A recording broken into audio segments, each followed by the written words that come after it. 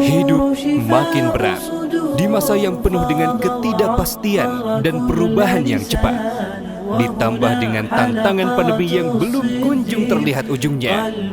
Dalam berbagai sisi, hidup rasanya makin berat. Namun, bukankah rasa berat ini telah Allah sesuaikan dengan kemampuan kita? Asa tak boleh putus. Masih ada harapan kita bangkit dan melampaui ujian demi ujian ini. Mari hadirkan selalu kondisi ruhiyah yang baik dan ilmu yang bermanfaat. Kalamata Komunika mempersembahkan jamuan spesial untuk Anda. Muharram Bersemi menghadirkan narasumber terbaik Ustadz Muhammad Habibi, Ustadz Bendri Jaisyur Rahman, Riza Zakarias, Dr. Zaidul Akbar, Dr. Adi Warman Karim, Kiai Haji Heri Saparjan Mursi, Ustadz Ardiansyah Asri Hussein, Ustadz Lukmanul Hakim. Spesial di bulan yang dimuliakan, sebagai ikhtiar memohon kemudahan dari Allah.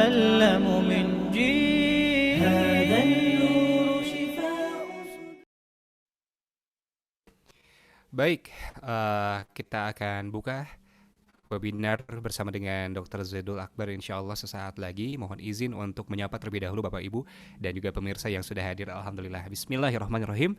Assalamualaikum warahmatullahi wabarakatuh. Alhamdulillah. Allahumma sholli ala Sayyidina Muhammad wa ala alihi wa sahbihi ajma'in.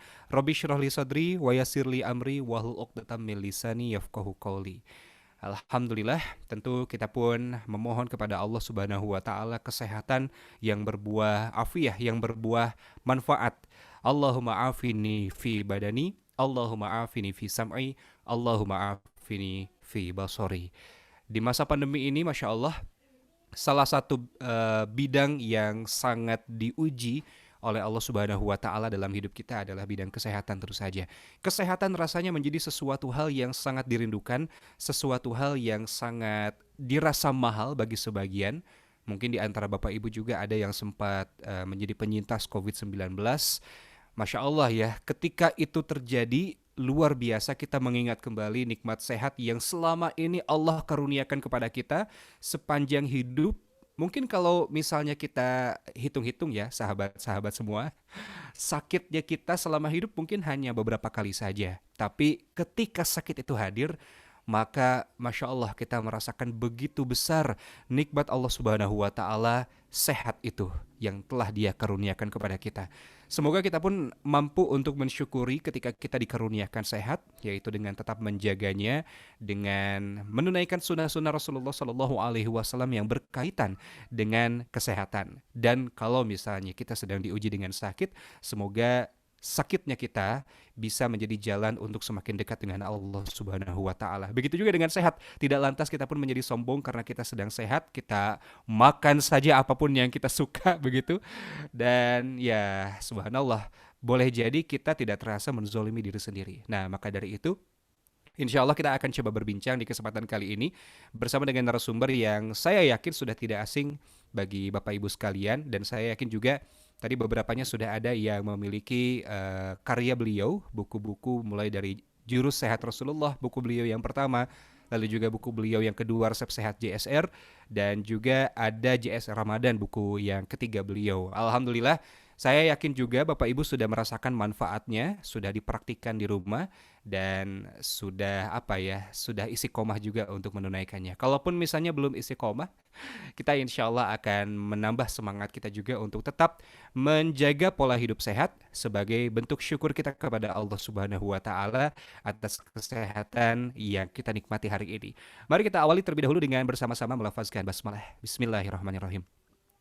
Bapak Ibu, bagi Bapak Ibu juga yang barangkali baru bergabung di kesempatan kali ini, dari Kalamata Komunika dan juga Syamil Group sudah menyiapkan ladang amal bagi Bapak Ibu sekalian, yaitu ladang amal wakaf Al-Quran. Dengan hanya 89.000 per mushaf, Anda sudah bisa mewakafkan satu mushaf Al-Quran yang insya Allah akan membantu para penghafal Al-Quran di seluruh Nusantara.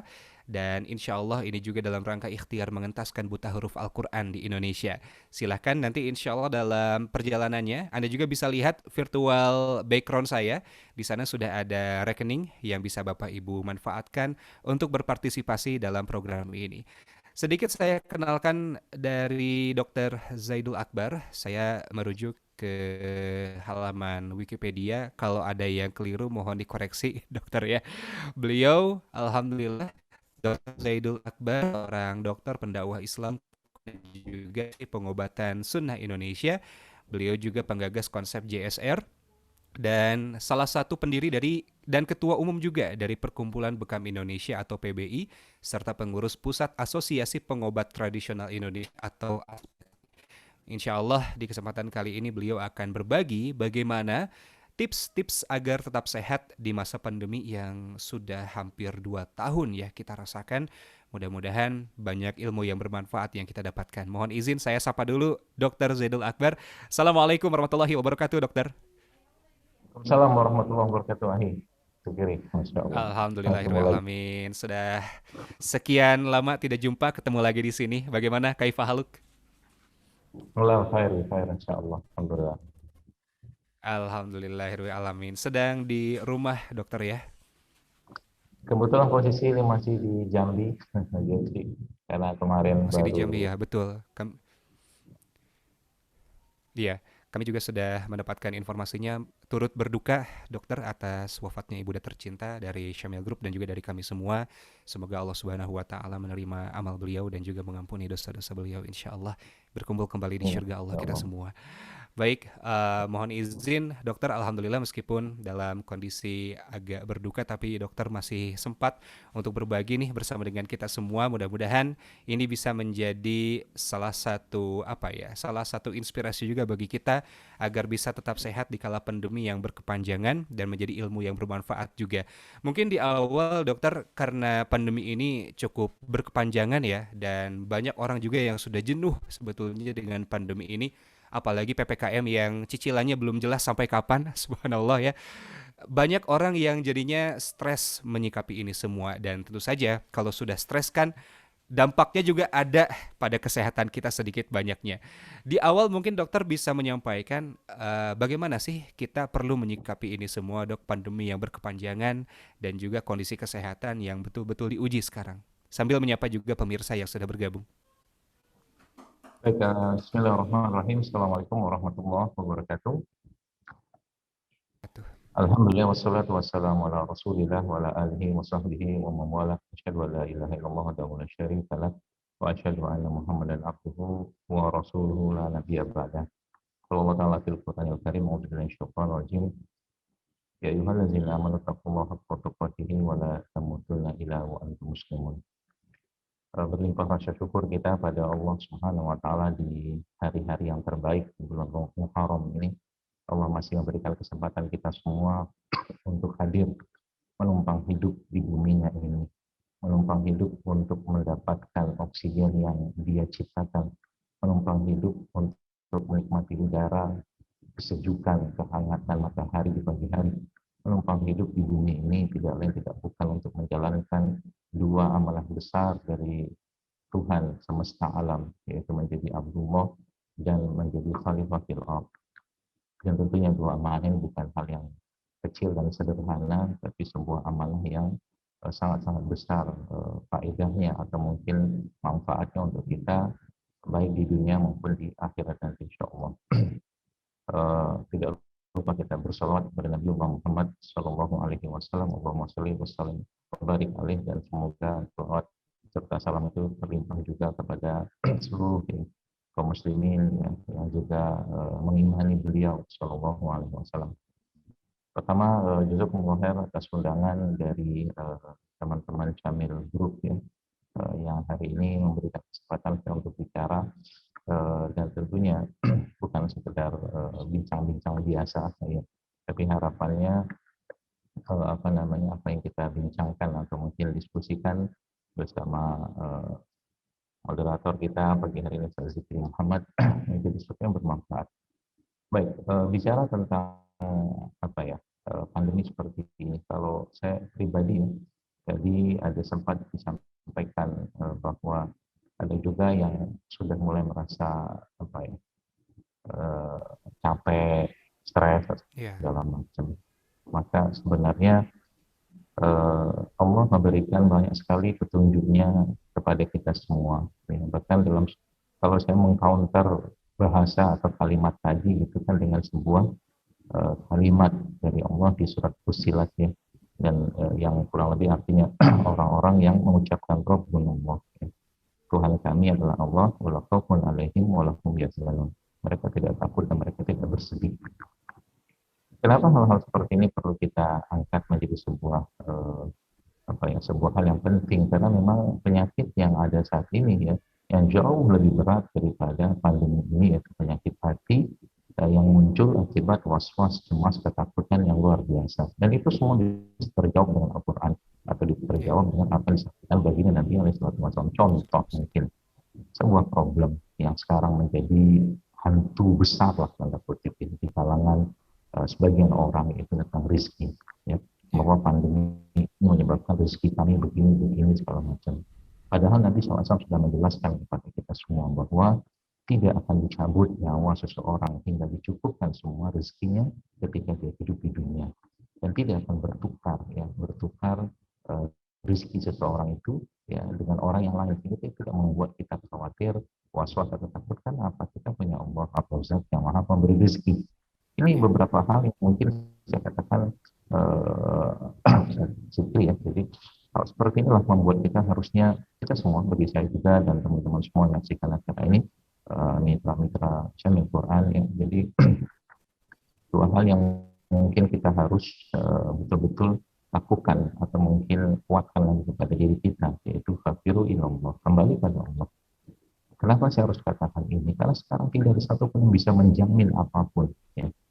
Yang sudah divaksin katakanlah ya, yang pakai prokes lah segala macam, boleh, itu boleh sebagai ikat, tapi tetap saja ternyata yang kena gitu. Jadi ini yang saya katakan, nggak ada bisa menjamin kita bahwa kalau memang Allah berkehendak terjadi pun, oh ya pun, dan terjadilah itu gitu loh. Subhanallah. Jadi ini hal-hal seperti ini ya, yang akhirnya, pada akhirnya kita bersyukur sekali, kita berbahagia sekali bahwa Allah Azza wa Jal memberikan kabar baik, kabar gembira bagi kita semua tentang kehidupan setelah kehidupan di dunia. Kehidupan yang jauh lebih kekal. Maka saya katakan motivasi atau motivator lah terbaik bagi seorang yang mengimani atau kita mukmin ini adalah akhirat. Itu motivator terbaik. Karena apa? Mau sesehat apapun, mau sesakit apapun, kita pasti akan mati gitu. Tinggal bagaimana kita mempersiapkan kematian itu. Itu saja.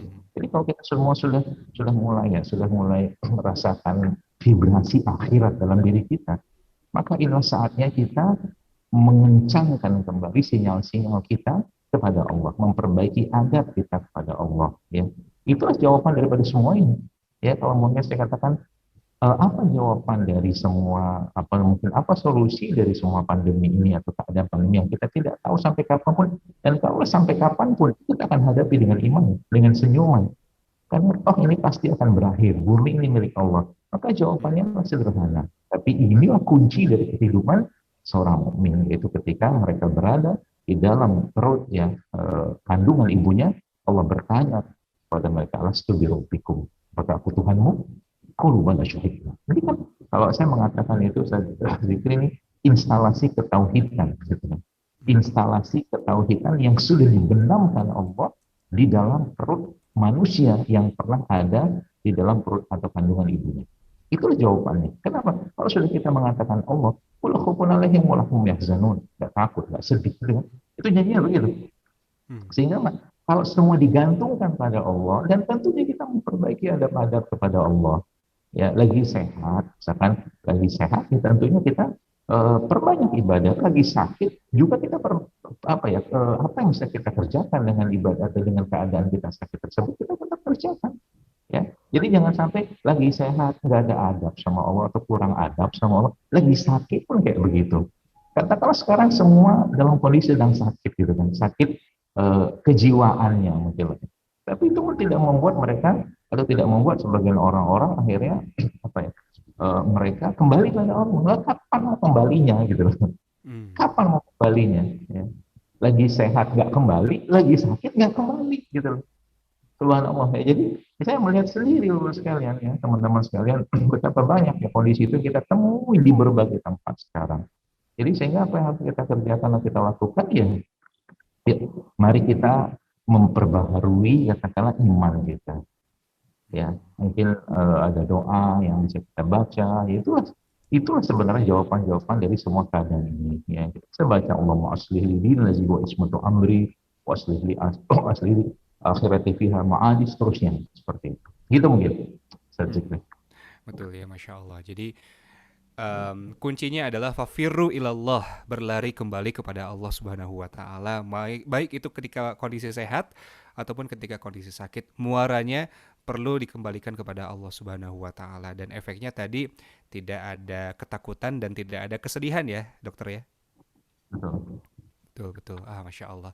Ini dia. Namun memang untuk menunaikan hal tersebut tentu saja ada riadoh yang perlu dilakukan, karena untuk berubah secara signifikan perlu ada kesadaran, lalu perlu ada langkah-langkahnya supaya kita juga istiqomah agar bisa memperbaiki iman kita selalu. Langkah kecilnya kira-kira seperti apa? Apa yang bisa kita mulai kira-kira, dokter? Langkah kecil, kalau boleh saya sampaikan ya, langkah kecil yang sebenarnya itu boleh dibilang is the giant step. Big step, but it's a giant step actually. Gitu Iya, kan. Itu iya. langkah raksasa itu apa? Perbaikilah adab kita kepada Allah. Itu dulu. Perbaiki adab Adab kita kita. kepada Allah. Maksud adab itu seperti apa sih? Termasuk keimanan kita, keyakinan kita, baik sangka kita pada Allah, dan termasuk juga dalam semua ibadah kita kerjakan. Contoh begini biar gampang dicerna, baik gampang Ya. dicerna. Contoh mungkin sholat 5 waktu saja. Ada orang yang ketika sudah datang panggilan azan gitu kan, enggak juga datang, tinggal sudah selesai atau mungkin sudah dikit lagi, katakanlah sudah tinggal rakaat keempat ketika zuhur, barulah dia datang ikut sholat. Itu kan berarti kan adabnya kurang, udah dipanggil nggak mau datang gitu. Ibarat kata mah disamil gitu kan, ada pimpinan manggil tapi udah 3 kali dipanggil baru datang gitu loh. Nah, Ya Allah. artinya itu bisa diperbaiki, bisa dengan cara apa? Ya, misalkan waktu azan itu waktu apa tuh namanya azan itu selesai, dia sudah berdiri di masjid. Kalau lebih baik lagi misalkan sebelum azan dia sudah di masjid, itu kan enggak, Masya Allah. ya. Iya. Itu kan luar biasa. Contoh mungkin ketika dia sholat pakai baju biasa-biasa saja, misalkan. Kalau dia punya baju-baju yang terbaik, misalkan. Bukan baju mahal, baju terbaik. Itu bisa dikerjakan. Ada orang, Masya Allah, saya katakan, saya nggak tega lihat orang berani-beraninya, tanda kutip, menghadap Raja Langit dan Bumi pakai kaos oblong. Ah, Nggak masuk iya, akal iya. buat saya. Ya, nggak masuk akal buat saya. Ya. Padahal yang dia mau temuin itu, subhanallah, yang punya langit dan bumi, ya, Masya Allah. Ya. Itu sebabnya Husain, ya, cucu Nabi SAW radhiyallahu anhu itu pernah mau masuk ke musola, tiba-tiba wajahnya memerah. Kenapa? Ada yang tanya, ya Husain, kenapa kok wajah memerah? Karena aku mau masuk ke rumah yang punya langit dan bumi, kata Husain. Subhanallah. Ya. Adab kita kadang-kadang nggak ada adab sama Allah. Ya. Kurang adab kita sama yang punya langit dan bumi, yang memiliki tubuh kita, yang memiliki jiwa kita, bahkan hati kita, dia yang pegang. Itu hal sederhana, tapi itu sebenarnya langkah luar biasa. Ya, caranya gimana? Subhanallah, bisa kita kerjakan yang berbagai macam. Contoh mungkin kata Nabi SAW, kalau tidak memberatkan umatku, ya maka aku akan wajibkan mereka setiap habis berwudu mereka bersiwak. Itu ada kan? Bahkan Nabi menjelaskan lagi, kalau tidak memberatkan umatku, maka aku akan wajibkan mereka sebelum sholat kita bersiwak. Bukan perkara katakanlah siwaknya itu apa segala macam, pakai odol boleh, pakai siwak boleh, itu oke lah teknis ya. Tapi yang dimaksud itu Iya. ketika kita menghadap yang punya langit dan bumi, kita menggunakan baju terbaik, celana terbaik, pakaian terbaik, bahkan sejadah terbaik yang kita bisa beli katakanlah. Pakai wangi-wangian, pakai katakanlah apa namanya sikat gigi atau siwak, itu kan ada. Subhanallah. Ya. Mhm. Bahkan kadang-kadang Quran saja, saya waktu mengikuti apa namanya pelatihan Quran itu ada salah satu ustaz mengatakan jangan pernah taruh Quran itu di bawah, katakan ya taruh Quran sini, pegang Quran itu seperti mungkin di sudah diajarkan hal seperti itu kan ada. Ya, sehingga nanti orang yang beradab itu, yang beradab pada Allah, maka Allah pun senang, cinta sama dia, sayang sama dia gitu. Ya, karena salah satu kunci masuk surga itu kan orang-orang yang berakhlak, ya, atau mungkin beradab, atau berbudi pekerti yang agung, kata Nabi SAW. Salah satu kunci masuknya surga itu adalah akhlak atau budi pekerti yang agung. Ya. Jadi mulailah kita sekarang mungkin dengan hal tanda kutip sederhana, tapi luar biasa, beradablah Ya. dengan Allah. Ya. Mulai kita perbaiki hubungan kita dengan Allah. Sudah tahu sholat malam punya efek yang luar biasa, enggak juga bangun sholat malam, misalkan begitu ya. Iya, iya. Subhanallah. Ini saya kemarin subhanallah menemukan seorang, bukan menemukan, ada seorang ikhwah lah, sahabat saya juga, dia lagi menyelesaikan pendidikan doktornya gitu kan. Di Timur Ya. Tengah itu, subhanallah, saya sedih banget. Sedih kenapa? Umurnya masih 35 atau 36, tapi sudah kena diabetes. Hmm. Ya, sudah kena diabetes. Ada temannya lagi umur 29 tahun sudah kena serangan jantung atau masalah Ya jantung. Allah. Saya katakan, kalian ini ke Timur Tengah kan beasiswa, jangan pulang ke Indonesia cuman bawa penyakit, berdakwah sebentar mati. Iya, iya, Mana iya. nggak tahu nomor percaya. Saya katakan jangan gitu, saya bilang. Itu ada tanggung jawab amanah. Nah ini kalau kita tarik lagi kesimpulannya, artinya mungkin ada sebagian orang atau teman-teman siapapun itu yang kadang-kadang sama tubuh kita sendiri nggak beradab. Iya. Oh, tubuh kita nggak beradab. Kita memperlakukan itu kayak tong sampah, gitu kan?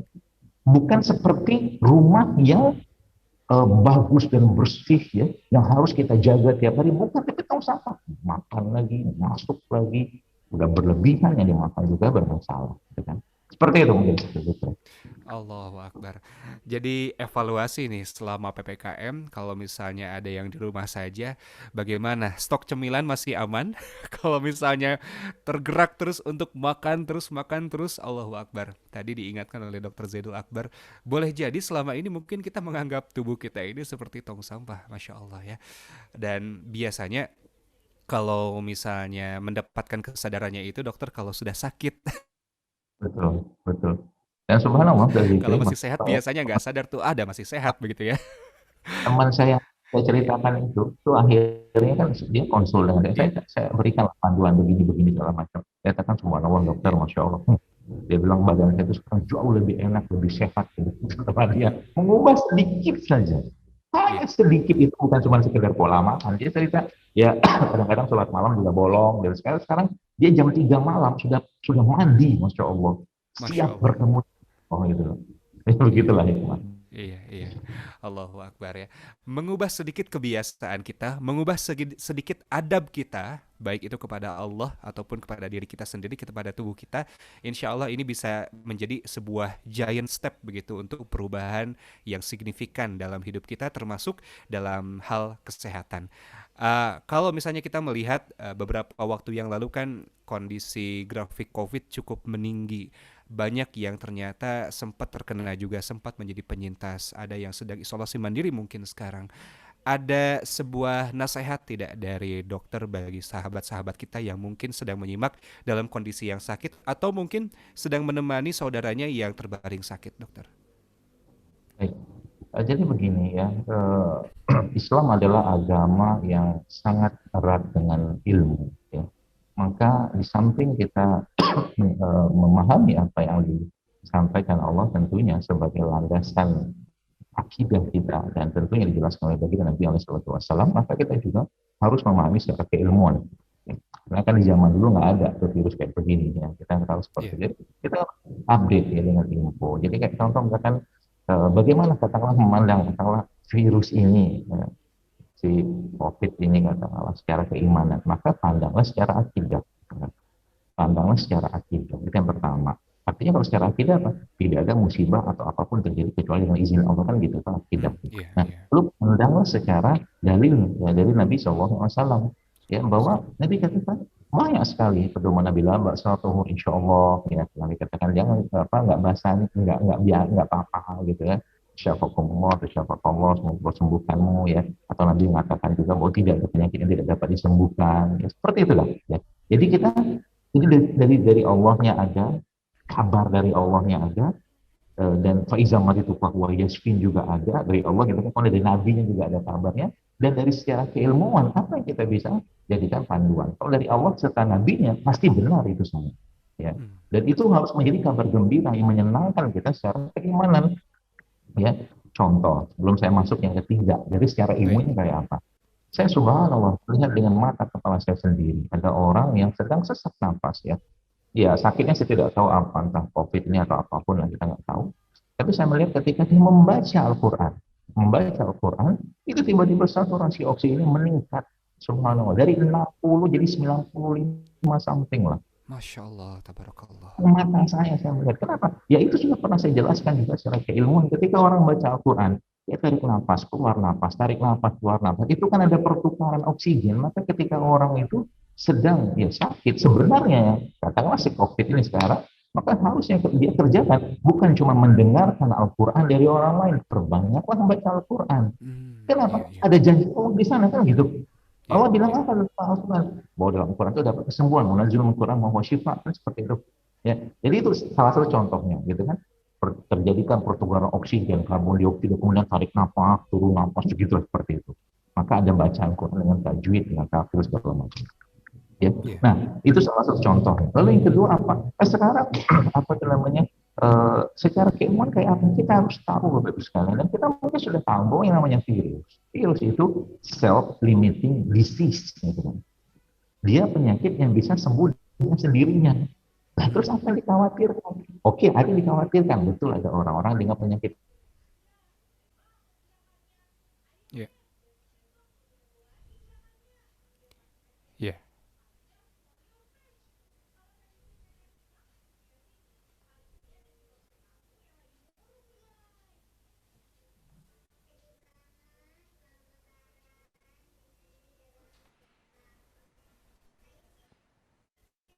Nampaknya terkendala sahabat Zikri. Baik. Saya kira saya yang putus, sahabat Fatih. Baik, suara saya terdengar, sahabat Fatih? Terdengar ada. Baik. Jadi mohon izin ya. Tampaknya kita akan coba menyambungkan kembali bersama dengan Dr. Zaidul Akbar. Tadi baru yang kedua ya. Tadi yang pertama sudah dibahas oleh beliau. Kita akan bahas yang poin kedua dan ketiga. Tadi ada 2 poin lagi. Dan sambil menantikan Ustadz Zaidul Akbar kembali bersama dengan kita, saya ingin ajak juga Bapak Ibu yang sudah hadir di kesempatan kali ini untuk mengisi presensi di kolom chat. Saya ingin tahu yang bergabung di kesempatan kali ini dari mana saja, siapa saja dari mana saja. Jadi boleh Anda sampaikan nama Anda dan juga alamat atau domisili Anda dari mana. Kotanya saja, tidak perlu dengan RT RW-nya ya. Nanti ada yang kirim paket ke Bapak Ibu sekalian. Silakan disampaikan. Sambil menunggu Anda bergabung untuk saling sapa di kolom chat, kami akan jeda dulu saja untuk hadirkan beberapa informasi berikut sambil kita mencoba untuk tersambung kembali bersama Dr. Zaidul Akbar. Tetap bersama kami dalam Muharram Bersemi. Insya Allah selepas yang satu ini kami akan kembali menyapa Anda. Hidup makin berat di masa yang penuh dengan ketidakpastian dan perubahan yang cepat. Ditambah dengan tantangan pandemi yang belum kunjung terlihat ujungnya. Dalam berbagai sisi, hidup rasanya makin berat. Namun, bukankah rasa berat ini telah Allah sesuaikan dengan kemampuan kita? Asa tak boleh putus. Masih ada harapan kita bangkit dan melampaui ujian demi ujian ini. Mari hadirkan selalu kondisi ruhiyah yang baik dan ilmu yang bermanfaat. Kalamata Komunika mempersembahkan jamuan spesial untuk Anda. Muharram Bersemi menghadirkan narasumber terbaik Ustadz Muhammad Habibi, Ustadz Bendri Jaisyur Rahman, Riza Zakarias, Dr. Zaidul Akbar, Dr. Adi Warman Karim, Kiai Haji Heri Saparjan Mursi, Ustadz Ardian Syah Asri Hussein, Ustadz Lukmanul Hakim.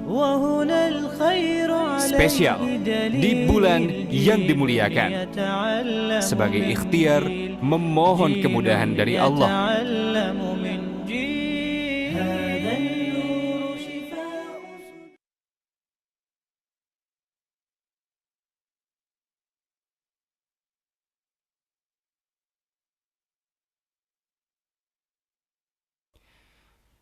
Baik, alhamdulillahirrahmanirrahim. Terima kasih. Dan ini sudah cukup banyak yang bergabung. Saya ingin sapa terlebih dahulu Bapak Ibu yang alhamdulillah bergabung. Terima kasih. Wah, sudah banyak sekali ya. Saya akan sapa dulu. Ada sahabat. Wah, ini sahabat saya nih, Kang Ramdan. Siap menyimak kajian Ustadz Zaidul Akbar. Alhamdulillah. Lalu juga ada sahabat Yumi Yulanda. Terima kasih banyak. Dari mana nih sahabat Yumi? Ada juga sahabat Anis Jumiati di Kota Bandung. Terima kasih. Oh, di Jakarta sahabat Yumi ya. Selamat datang. Lalu dulu juga ada dari Malang. Ada sahabat Nova. Selamat datang dari Malang. Ada juga sahabat Maulina di Bandung.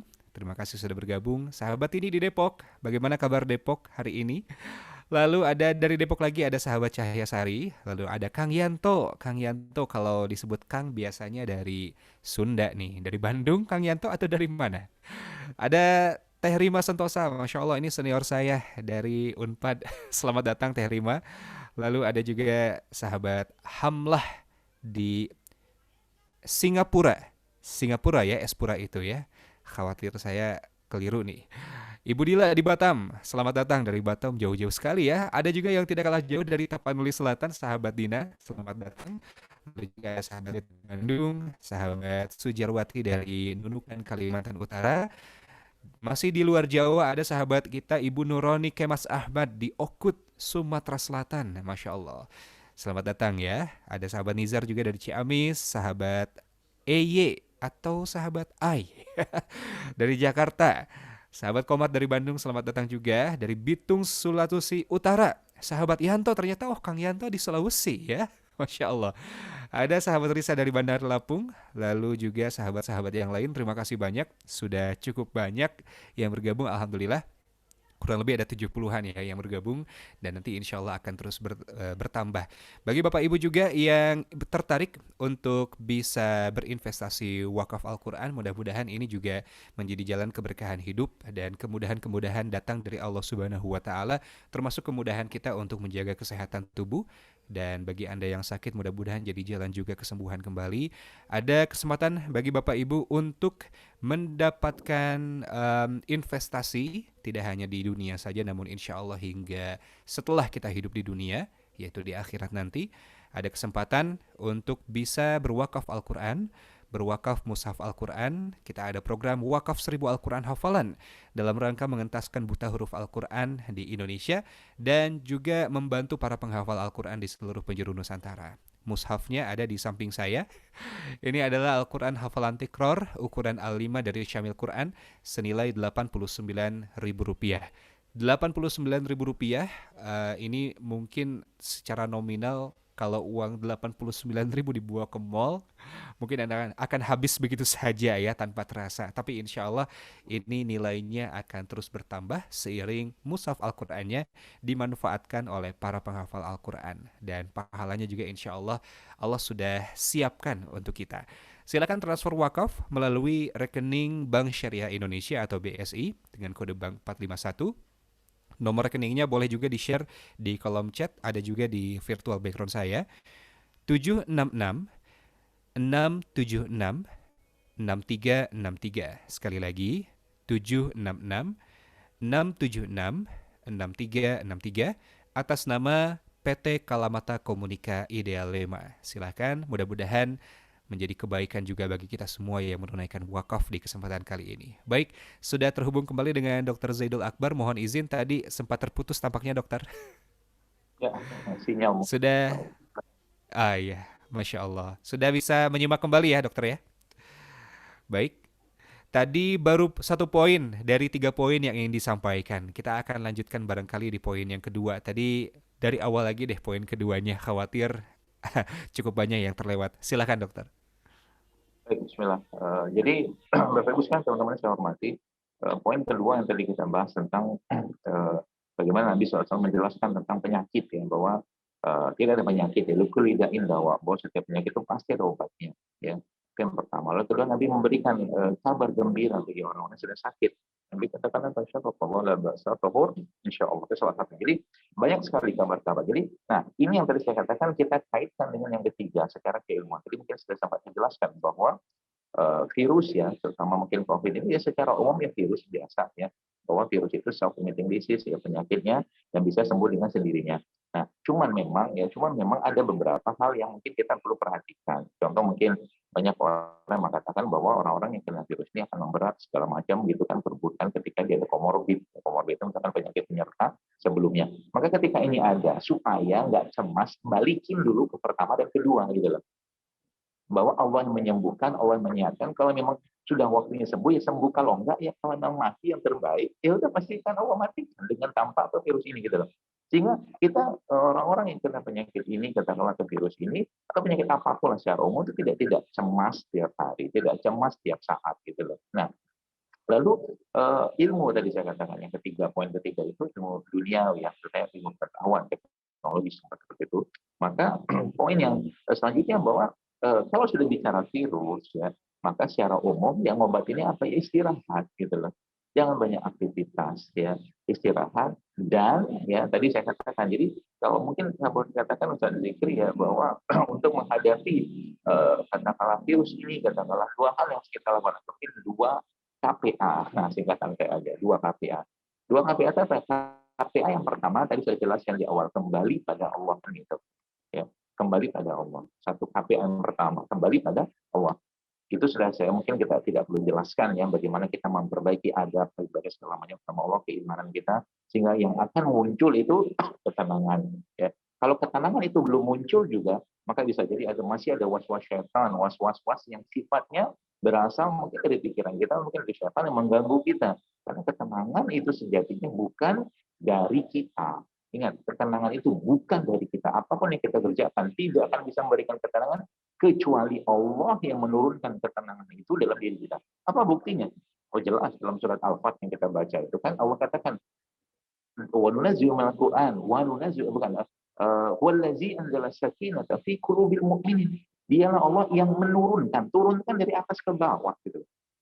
Ketenangan ke dalam hati orang-orang beriman. Maka mau pakai masker kek, mau nggak pakai masker kek, mau inilah, mau itu segala macam. Kalau tidak ada kekuatan keimanan yang dia teruskan atau dia tembuskan ke langit ya kepada Allah, tidak ada ketenangan di sana. Itu poinnya sebenarnya. Ya, kembali pada Allah. Satu KPA. Nah, KPA yang kedua apa? KPA yang kedua itu kembali pada alam, gitu loh. Kembali pada alam. Allahu Akbar. Saya katakan, saya kemarin ya, zikir Masya Allah ada seorang ya influencer lah yang sempat konsul sama saya gitu kan dan saya jawab ya sebisanya gitu. Subhanallah dia katakan dok berterima kasih lah Masya Allah ya semua kan Allah ya saya cuma perantara saja. Jadi kan saya berterima kasih kepada Allah dan bertaubat kepada dokter dan tentunya kepada Allah ya, bahwa sekian lama penyakit saya ini dia punya penyakit itu Zikri punya penyakit emah ya emah yang cukup mengganggu dan tahunan juga tahunan dan bukan sedikit uang yang dia keluarkan gitu kan untuk mengobati penyakitnya tadi. Itu dia katakan, saya tuh berdoa segala macam bla bla bla bla tiba-tiba ya Allah mungkin ilhamkan kepada dia untuk menyaksikan salah satu video saya di YouTube gitu kan. Dan akhirnya sempat dia sapa saya dan akhirnya konsultasi lah segala macam sama saya gitu dan saya jelaskan begini dan itu sederhana sekali. Intinya saya katakan balik kembalilah pada alam. Allah pasti lah jelasin. Dan akhirnya terjadi apa? Dikatakan, ya Allah berterima kasih banget dok. Dia bilang, sekarang emas saya sudah hilang. Lah itu sudah puluhan juta coba dihabiskan duit untuk membuat urusan emas doang. Masya Allah. Ya. Dan saran-saran yang saya kembalikan atau berikan pada dia itu sederhana. Ya. Saya katakan makan ini, makan itu, yang mulai perbaiki hati, bla bla bla segala macam. Sederhana sekali. Ya. Tidak ada kata-kata pakai pun pakai herbal pun saya sarankan pakai yang sederhana saja yang ada di dapur dan ternyata begitu mudahnya Allah sembuhkan beliau ya begitulah jadi kembali pada alam. Kenapa saya katakan kembali pada alam? Karena memang kita sejatinya kita kan dari tanah sudah Allah jelaskan itu dalam surat Al-Mu'minun ya Allah jelaskan walaupun khalaqal insana min sulalatin min tin. Jadi tanah kalian itu dari tanah ada tanah liat dicampur air digabungin kemudian dibentuk rupa seperti kita. Artinya apa? Jadi sekarang kan terbukti sekali orang-orang yang berjemur sekarang heboh vitamin D apa segala dari dulu sudah vitamin D saya katakan ya, itu terus apa mataharinya Allah itu cuman kenapa orang bisa sakit dia nggak ketemu matahari gitu loh nggak ketemu matahari ya subhanallah kerja nggak ketemu matahari balik nggak lihat matahari ya, badannya tidak terpapar sama sekali dengan matahari. Tubuhnya kalau mungkin apa ya, bahasa saya itu tidak terground dengan alam. Kalau mungkin kalau kita lagi di gedung yang besar kan, Mhm. itu ada penangkal petirnya. Ya. Penangkal petir ini Betul. kan punya di atas tuh apa namanya, tiang besinya atau aluminium itu apa ya. Tapi kan ada kabelnya dia, kabel apa namanya itu yang akhirnya ditanamkan ke dalam bumi, gitu loh. Mhm. Artinya Ya. sinyal-sinyal petir apa segala macam itu dinetralkan dengan sama kayak manusia. Ya, kalau manusia itu katakanlah kan berbagai macam sinyal setan, sinyal manusia yang tidak baik kan masuk semua. Kayak kan ini antena gitu loh. Kalau itu Ya. dia grounding kan ya ke tanah gitu kan, maka selesai, pasti akan muncul banyak masalah. Jadi kayak sekarang ini ya terbukti gitu kan, betapa banyak kan orang-orang yang ketika mereka mulai kembali ke alam, dia dengan izin Allah tentunya gitu kan, mereka bisa sembuh dengan penyakit, mulai mengkonsumsi produk-produk yang berasal dari alam tanpa pengolahan, yang organik, bebas pestisida apa segala macam bla bla bla gitu. Itu subhanallah, efeknya itu luar biasa sekali teman-teman sekalian. Ya, termasuk juga kalau kita menggunakan kaidah di mana bumi dipijak, di situ langit dijunjung, gitu kan. Maka Mhm. orang Indonesia apa yang sedikit dikerjakan? Saya cerita sedikit. Di rumah ibu saya di sini, Masya Allah ya, Allah ya. Ya. Itu ada seorang saudara kita yang beliau itu tinggalnya benar-benar di kampung. Kami pernah ke kampung dia itu, zikir, ya. Ya. Itu diceritakan dia orangnya badannya biasa aja, maksudnya langsing gitu kan. Dia cerita dengan bahasa kampungnya dia gitu kan, bahwa di kampung kami itu yang makan itu jarang yang digoreng gitu kan. Kami kalau ada ubi rebus gitu kan, ada singkong apa Oh iya. direbus gitu kan. Lah itu kuncinya gitu. Ya, kuncinya tuh di situ sebenarnya. Ketika kita mulai apa ya, mengembalikan bagaimana konsep alam gitu kan dalam yang kita bisa aplikasikan dalam diri kita itu, maka insya Allah akan sehat. Emang kalau goreng nggak alami gitu kan, kan pakai minyak juga. Masalahnya Dari karena alam kan juga katanya. alami juga. Masalahnya semua Iya. proses semua produk makanan yang mengalami proses ya, pemrosesan yang berulang, dipanaskan, pasti akan muncul satu namanya peradangan dalam tubuh kita, inflamasi. Jadi sel kita yang biasanya eh, apa Mhm. berpasangan gitu, tak misah dia. Jadi radikal bebas. Ya, jadi dia jadi radikal bebas karena tidak ada pasangan. Udahlah gitu kan, kalau boleh saya katakan, mungkin kalau daerah Bandung gitu, Jawa Barat gitu kan, zaman orang tua teman-teman di sana gitu kan, zaman itu saya kira mungkin nggak ada sebelah gitu, sebelah gitu ya. Iya. Aduh, itu kan makanan mutakhir gitu kan, yang diolah karena pengen merasakan rasa yang baru gitu kan. Udah Iya. tepungnya aja katakanlah kerupuk itu sekarang isinya cuma tepung doang ya, Iya. subhanallah. Eh, itu sudah bermasalah, ini apa namanya, lagi mentah dimakan. Oh, iya Ya betul seperti betul. itulah. Iya. Aduh, masya Maka Allah ya. dalam konteks makanan itu coba baca firman Allah dalam surat Al-Baqarah itu, seingat saya, wa kulu mimma razaqakumullah halan thayyiban. Tapi ada kalimat yang unik setelah itu. Allah Hmm. ngomong makanan, Allah ngomong minuman, tapi setelahnya ada kata-kata wala tabi'u khutuwati syaitan gitu. Dan Hmm. janganlah kalian Iya, iya. ikuti langkah-langkah. Setan ya. Betul betul. Allahu Akbar ya. Jadi halal lalu toyib dan jangan sampai kita mengikuti langkah-langkah setan. Kalau langkah-langkah setan erat sekali hubungannya dengan hawa nafsu tentu saja dokter ya.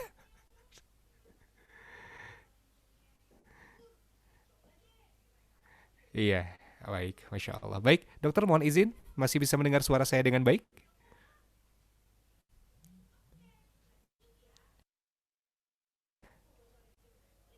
Halo, baik dokter, mohon izin, bisa menyimak suara saya dengan baik?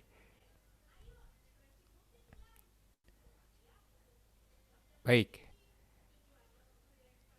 iya, baik. Kita akan coba tersambung kembali atau mohon izin mungkin dari operator apakah problemnya dari saya atau apakah ada kendala sinyal dari yang lain? Baik, kita Baik, masih menantikan dari Dr. Zedo.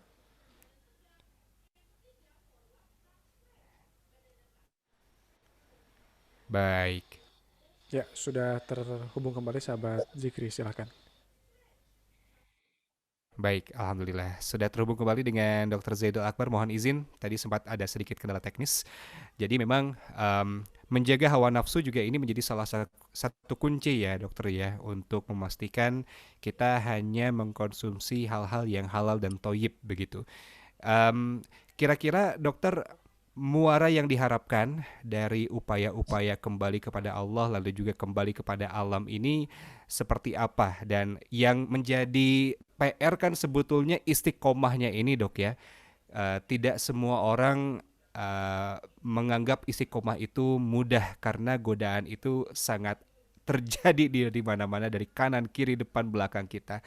Ada tips tidak dari dokter agar kita bisa istiqomah dengan 2 KPA tadi, Dok?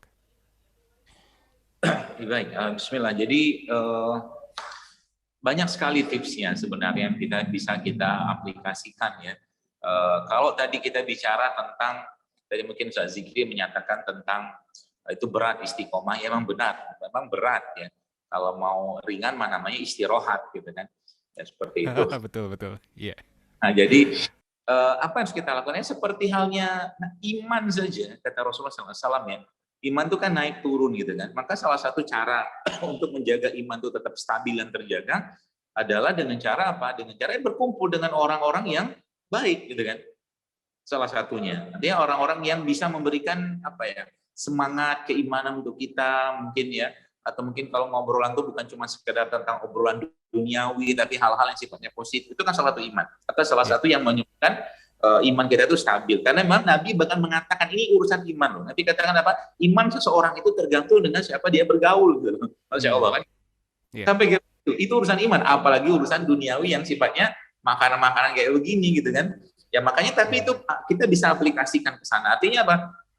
Ya mulai membangun ya komunitas ya atau mungkin kumpulan teman-teman yang juga punya pemahaman yang sama ya. Tapi kalau tidak itu ya, kalau itu belum muncul maka tanda kutip komunitas awal yang harus kita bangun itu komunitas yang serasi antara pikiran kita, hati kita, dan raga kita. Artinya apa? Contoh begini, suatu hari ada teman saya bawa 3 minuman. Satu minuman itu minuman ya biasalah minuman yang berwarna-warna gitu, manis-manisan gitu, dan botol ya ada ya botol yang ketiga itu air mineral. Nah di samping saya itu waktu itu sudah cukup lama gitu kan dalam sebuah kajian gitu kan.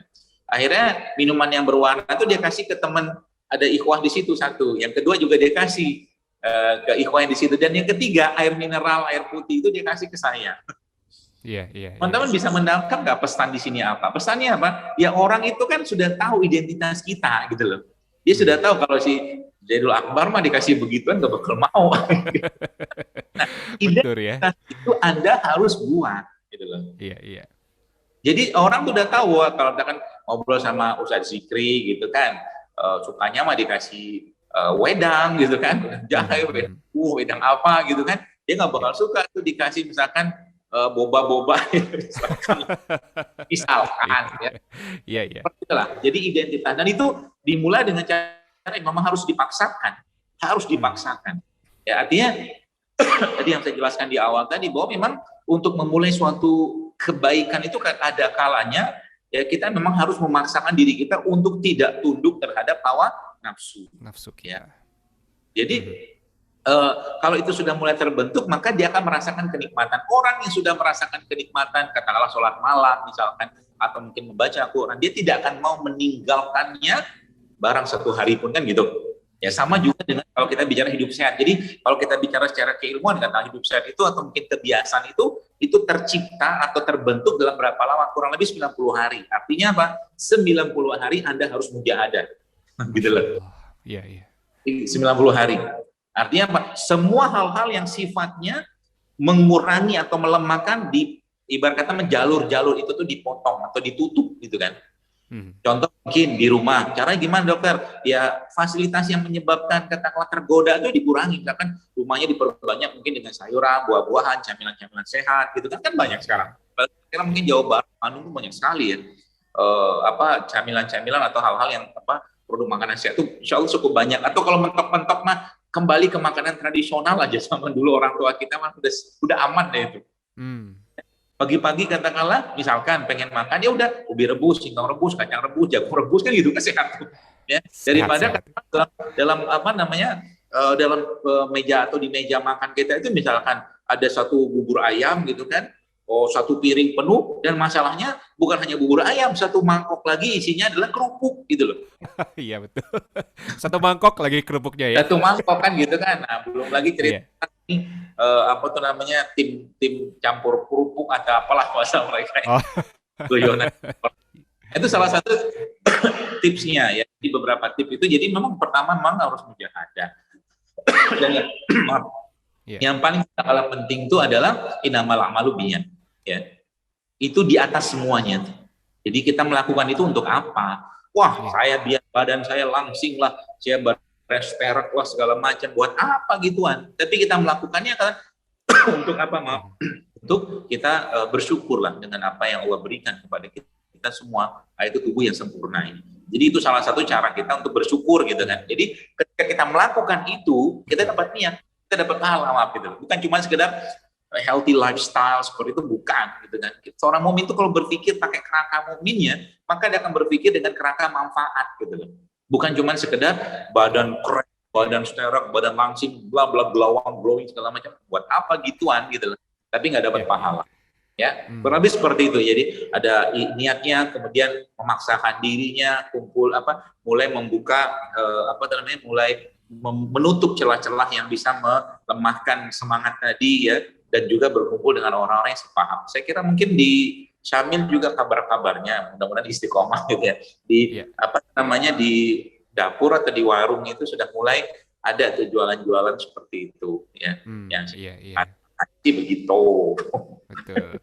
Doakan dok, mudah-mudahan istiqomah. Baik, jadi hal yang menarik juga adalah membuat authority kita ya. Bagaimana kita bisa dikenal oleh orang lain. Jadi orang lain juga kalau mau nyuguhin tidak salah nyuguhin begitu dok ya. Ini juga menjadi penting tampaknya. Baik, ini juga jadi menarik dok. Ketika tadi kita perlu untuk kembali ke alam, kan pilihannya begitu banyak ya produk Allah Subhanahu Wa Taala. Minimal yang ada di dapur. Tapi kita semua kan tentu memiliki keterbatasan ilmu atau kondisi ilmu yang berbeda-beda sehingga kita belum tahu nih produk Allah yang mana yang memang cocok untuk kondisi kita. Ada tips tidak dok agar kita bisa memilah-milah yang mana yang cocok, yang mana yang mungkin kondisinya lain lagi begitu untuk dikonsumsi? Baik, jadi begini, kalau kita bicara tentang diri kita ya, kita harus tahu bahwa apa yang ada dalam diri kita ini adalah warisan atau turunan dari orang tua kita. Nah, maka kita tinggal lihat saja, misalkan zikri katakanlah, itu orang tuanya dulu kan, orang tua kita kan zaman dulu cenderung makanan mereka kan tidak apa ya, tidak macam-macam dan aneh-aneh kayak kita zaman sekarang. Yeah. Jadi kalau ditanya apa yang kita lakukan, kembali aja dengan pola-pola makan mereka zaman dulu. Ya, dan itu insya Allah tidak akan banyak menimbulkan masalah. Contoh mungkin, saya ingat banget ya, ibu saya itu, subhanallah yarham ya, beliau itu kalau makan itu pakai piring yang buat tatakan gelas loh. Oh iya. Kecil Jadi, berarti ya? Kecil. Nah itu kan, dan itu ternyata di Jepang cara makan seperti itu dengan menggunakan piring atau tempat makan yang kecil itu efektif. Karena di Jepang itu kan nggak banyak orang obesitas. Iya sih, jarang saya lihat yang obesitas. Iya, gitu loh. Nah itu kan Iya. seperti, tapi yang dia makan apa? Iya tahu sederhana. Dia kadang makan nasi. Kalaupun makan nasi katakanlah dengan piring seperti itu mau sebanyak Betul. apa? Intinya kan nggak bisa juga. Betul. Dan akhirnya beliau menyibukkan dengan aktivitas. Jadi kadang-kadang makan sederhana, makan sayur gitu kan, dengan nasi tidak terlalu banyak. Ada kadang-kadang sambal kacang teri gitu kan sederhana. Jadi makan sederhana. Nah itulah kita mulai kembalikan gitu kan. Ya, bagaimana cara pola makan mereka yang sederhana itu. Ya, dan itu efeknya luar biasa. Makanya ayat dalam Al-Quran yang dalam ada surat Al-A'raf yang seingat saya itu yang waktu wasrubu la tusrifu itu yang yang berlebihan itu kata Ibnu Katsir kan itu ayat itu boleh dibilang itu 50% ilmu kedokteran ada pada ayat itu. Yeah. Ya, seperti itu. Jadi nggak berlebihan. Jadi mau makan apapun dengan kita membatasi diri kita tidak akan menimbulkan masalah. Nah, itu yang pertama. Lalu termasuk juga minuman-minuman ya. Orang tua manusia kemarin sempat Masya Allah itu udah mungkin langka kali ya. Air dari bambu. Iya. Jadi bambu itu saya lihat kemudian di sayap sama dia diparangin gitu, kemudian tiba-tiba keluar air dari bambu. Ya. Jadi intinya apa? Semakin alami, semakin tradisional gitu kan. Apa yang kita konsumsi itu tidak banyak pengolahan, maka semakin sehat. Ya, itu. Dan orang tua lagi-lagi menjelaskan tentang itu. Nah, termasuk di sini kalau tadi mungkin saya jelaskan ya, atau mungkin saya sampaikan juga tentang atau mungkin Kang Zikri tadi menyampaikan tentang apa yang kita konsumsi dari berbagai macam produk Allah ini, termasuk itu juga ada. Jadi kebanyakan itu mungkin ya sebagian besar dari kita ya, orang tua kita itu ya pernahlah mengkonsumsi jahe, kunyit, kencur gitu kan. Tapi ya agak jarang mereka ketika mengkonsumsi katakanlah kunyit putih gitu kan. Karena memang biasanya tanda-tanda kebesaran Allah itu Allah mudahkan satu bahan itu ditumbuhkan atau dikonsumsi banyak orang, dan itu punya efek yang bisa kita dapatkan setiap hari dan kita bisa konsumsi setiap hari dibandingkan dengan bahan-bahan tertentu yang mereka punya khasiat tertentu. Contoh mungkin kita datang ke pasar, lebih gampang dapatin jahe, kunyit kuning ya, kunyit kuning atau temulawak atau kencur gitu kan dibandingkan sama kunyit putih. Betul kan? Iya, betul. Iya. Nah, itu kan sebenarnya kalau saya mengatakan itu sebuah tanda. Jadi Allah lebih memperbanyak yang bisa kita konsumsi setiap hari itu yang kita mudah dapatkan. Itu saja sebenarnya kuncinya. Bahkan subhanallah ya, saya mendapatkan orang-orang yang istiqomah dengan subhanallah dengan satu herbal saja, itu efeknya ke badan itu kelihatan, Zikri. Satu herbal saja. Dia minum habas sauda, itu kan termasuk habas sauda itu kan salah satu herbal herbal sapu jagat, gitu kan. Itu ternyata dilakukan pemeriksaan gitu di badannya gitu kan, dengan pemeriksaan kita ya, bukan pemeriksaan di rumah sakit, itu ternyata tampak banyak tanda-tanda penyembuhan di tubuhnya. Itu salah satu contohnya. Jadi katakan Anda mau istiqomah dengan habas sauda tiap hari, katakanlah boleh nggak? Boleh saja dengan dosis kecil, nggak masalah. Ya, 2 kapsul satu hari, ya mungkin 3 kapsul satu hari, atau mungkin besok diselang-seling lagi dengan jahe, kunyit, ya selang-seling saja, dengan catatan memang Anda tidak ada masalah dengan itu. Contoh, ada orang setelah minum kunyit tiba-tiba keliengan, itu mungkin bisa jadi nggak cocok sama kunyitnya atau dosisnya kebanyakan. Ada orang. Jadi perlu juga memahami alarm tubuh kita ya ketika mengonsumsi herbal-herbal tertentu begitu. Iya, ya sekarang kan saya kira mungkin open source semua ya, kita bisa dapatkan informasi tentang itu, dan yang paling penting bicaralah dengan tubuh Anda. Bicara itu maksudnya apa sih? Komunikasi gitu loh. Jadi tubuh kita itu kan memberikan sinyal sebenarnya. Kalau saya makan ini tiba-tiba pusing keliengan gitu kan, nggak bisa berdiri, ya udah nggak usah makan gitu loh. Oh, iya betul. Jadi jangan dicuekin. Kadang-kadang kan ada orang gitu kan, tubuhnya tiba-tiba ngasih demam, ujuk-ujuk demam katakanlah yang sebenarnya bagus dalam rangka memberikan meningkatkan imunitas atau sel-sel imun, malah justru minum paracetamol gitu kan. Nah itu saya katakan utukannya ngebom gitu loh, tubuhnya itu dibom terus, tiba-tiba kolesterol naik, ya langsung katakanlah minum obat anti kolesterol, ya obat kimia untuk naik gitu kan. Ya pertanyaannya kenapa kolesterolnya naik? Tinggal dibaca, tiap hari makan nasi goreng, tiap hari katakanlah makan yang berminyak, tiap hari makan karbo tinggi akhirnya berubah jadi lemak, seterusnya kayak gitu loh. Iya.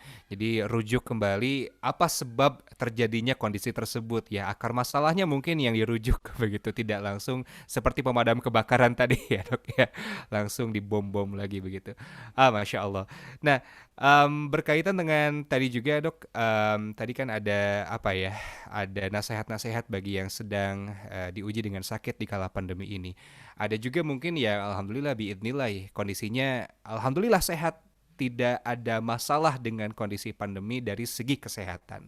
Nah, kalau sudah seperti itu Dok, apa yang perlu dilakukan atau ada nasihat tidak bagi orang yang memang sedang dikaruniakan sehat justru? Iya, kalau mereka tidak ada masalah penyakit atau apapun, kan sebenarnya banyak ya produk ciptaan Allah lah mungkin bahasa kita gitu, yang sebenarnya bisa dikonsumsi dalam rangka menjaga imunitas ya.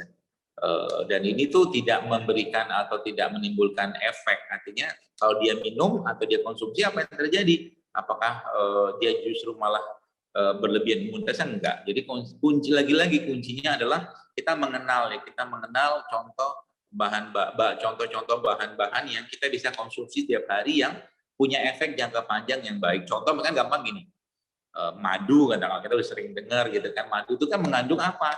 Dia mengandung asam amino, dia mengandung vitamin, mineral segala macam yang dibutuhkan tubuh kita. Iya. Ya udah konsumsi aja tiap hari madu. Itu contohnya. Kemudian apalagi tadi jelaskan tentang misalkan minyak-minyakan ya. Kita bisa konsumsi katakanlah kalau di Indonesia kita bisa dapatkan dengan mudah malah VCO. Ya, VCO itu kan bagus sekali dari kelapa kan. Atau kalau enggak ya dari minyak zaitun juga boleh. Ya, itu yang kedua. Atau mungkin itu kan tadi ada asam amino, ada lemak ya. Kemudian dari sisi protein misalkan kita bisa konsumsi apa protein-protein yang bagus ya. Kalau dari sisi makanan ya ikan-ikanan ya, ikan-ikanan kita konsumsi sebenarnya kalau kita ngerti ilmu perikanan gitu kan. Ikan itu Kang Zikri sebenarnya dari semua bagian tubuhnya bagus semua. Bahkan saya baca dalam sebuah tulisan dokter di Jepang itu dia katakan kolagen pada ikan itu justru malah banyaknya ada pada sisiknya. Kolagen. Iya. Kolagen itu kan salah satu bahan yang membuat orang kenal sebagai buat glowing gitu kan. Tapi sebenarnya betul. Kulit mulus gitu ya. Jadi dia kalau makan ikan tuh kalau mungkin bisa di presto ikannya gitu kan, atau diungkep atau kayak gimana yang akhirnya bisa memakan seluruh bagian ikan itu, termasuk bahkan tulangnya juga sama. Ya. Jadi itu sebenarnya sangat. Jadi kalau bahasa whole food gitu kan, kalau orang-orang Barat nyebut itu ya di situ sebenarnya. Jadi itu salah satu contoh. Atau mungkin protein yang lain kita bisa dapatkan seperti dari alpukat. Alpukat itu sangat baik, ya, protein dan juga lemaknya, gitu kan, dan juga seratnya juga sangat-sangat tinggi dan itu kalau boleh bahasa kita mah mengenyangkan juga iya, memang iya pada alpukat itu juga bisa kita Jadi mulai mengubah apa yang dimakan itu bukan cuma sekedar menyenangkan lidah, tapi juga dia memberi manfaat ke tubuh. Contoh, mungkin gini lah gampangnya. Satu piring katakanlah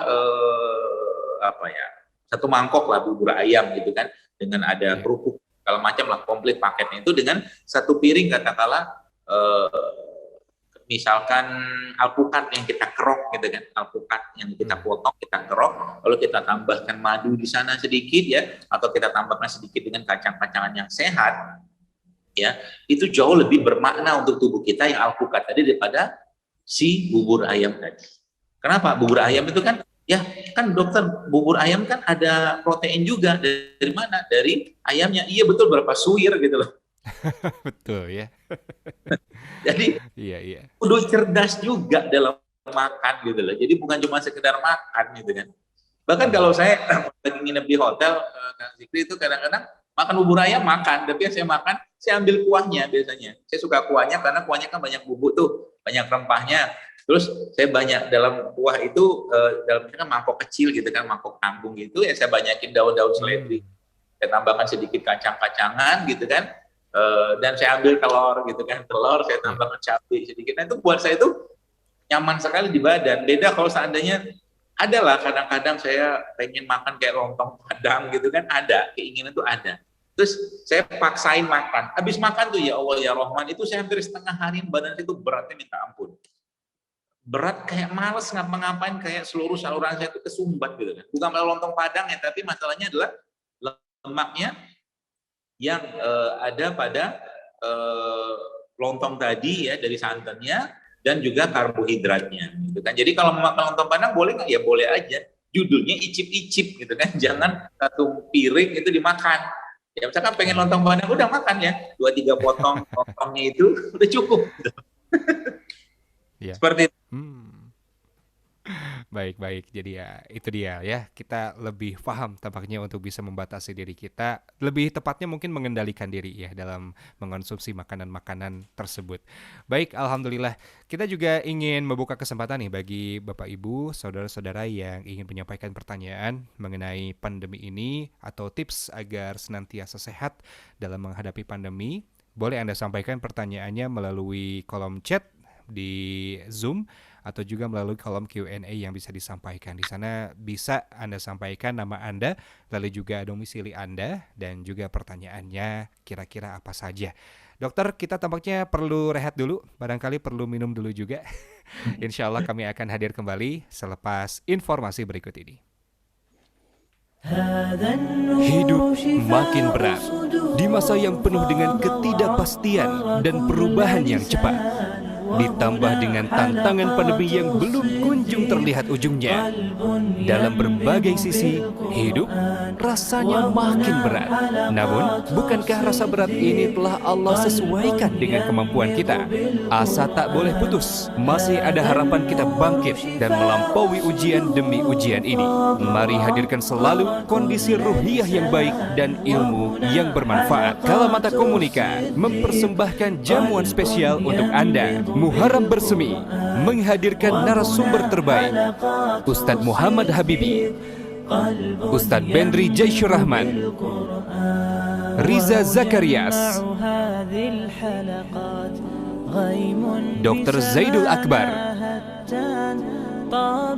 Dr. Adi Warman Karim, Kiai Haji Heri Saparjan Mursi, Ustadz Ardiansyah Asri Hussein, Ustadz Lukmanul Hakim. Spesial di bulan yang dimuliakan, sebagai ikhtiar memohon kemudahan dari Allah.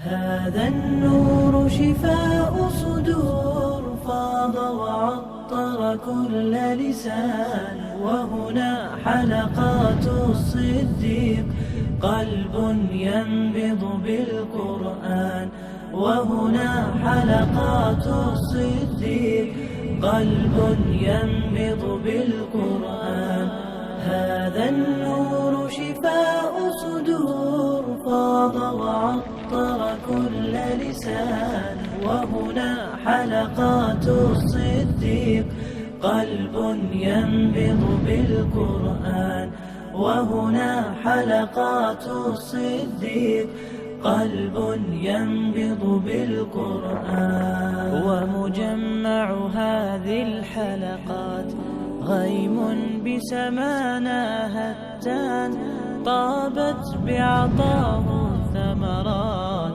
حين بها يبني الإنسان بنداوة حسن الترتيل دمعات تشرق فتسير وهنا الخير عليه دليل جيل يتعلم من جيل جيل يتعلم من جيل هذا النور شفاء صدور فاض وعطر كل لسان وهنا حلقات الصديق Hidup makin berat di masa yang penuh dengan ketidakpastian dan perubahan yang cepat, ditambah dengan tantangan pandemi yang belum kunjung terlihat ujungnya.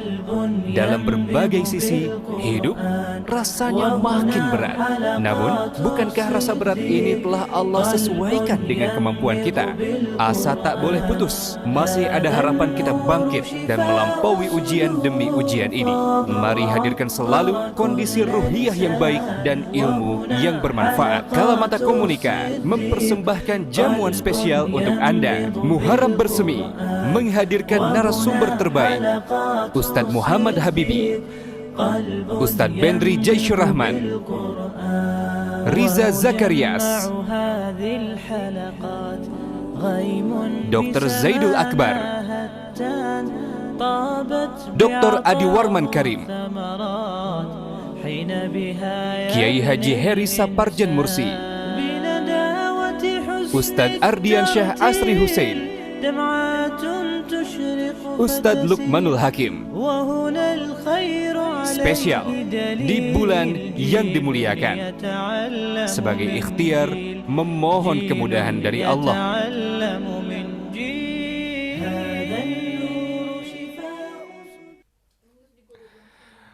Baik, alhamdulillahirabbil alamin. Terima kasih banyak Bapak Ibu yang masih setia bersama dengan kami. Informasi kembali bagi Anda yang ingin menunaikan wakaf Al-Quran.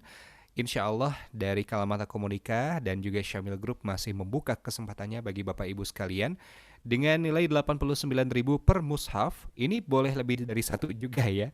Jadi silahkan 89.000 rupiah per mushaf. Anda bisa menunaikan wakaf Al-Quran untuk berikhtiar mengentaskan buta huruf Al-Quran di Indonesia dan juga membantu para penghafal Al-Quran di Nusantara. Silakan kirimkan saja transfer untuk berwakaf Al-Quran ini melalui rekening Bank Syariah Indonesia di 7666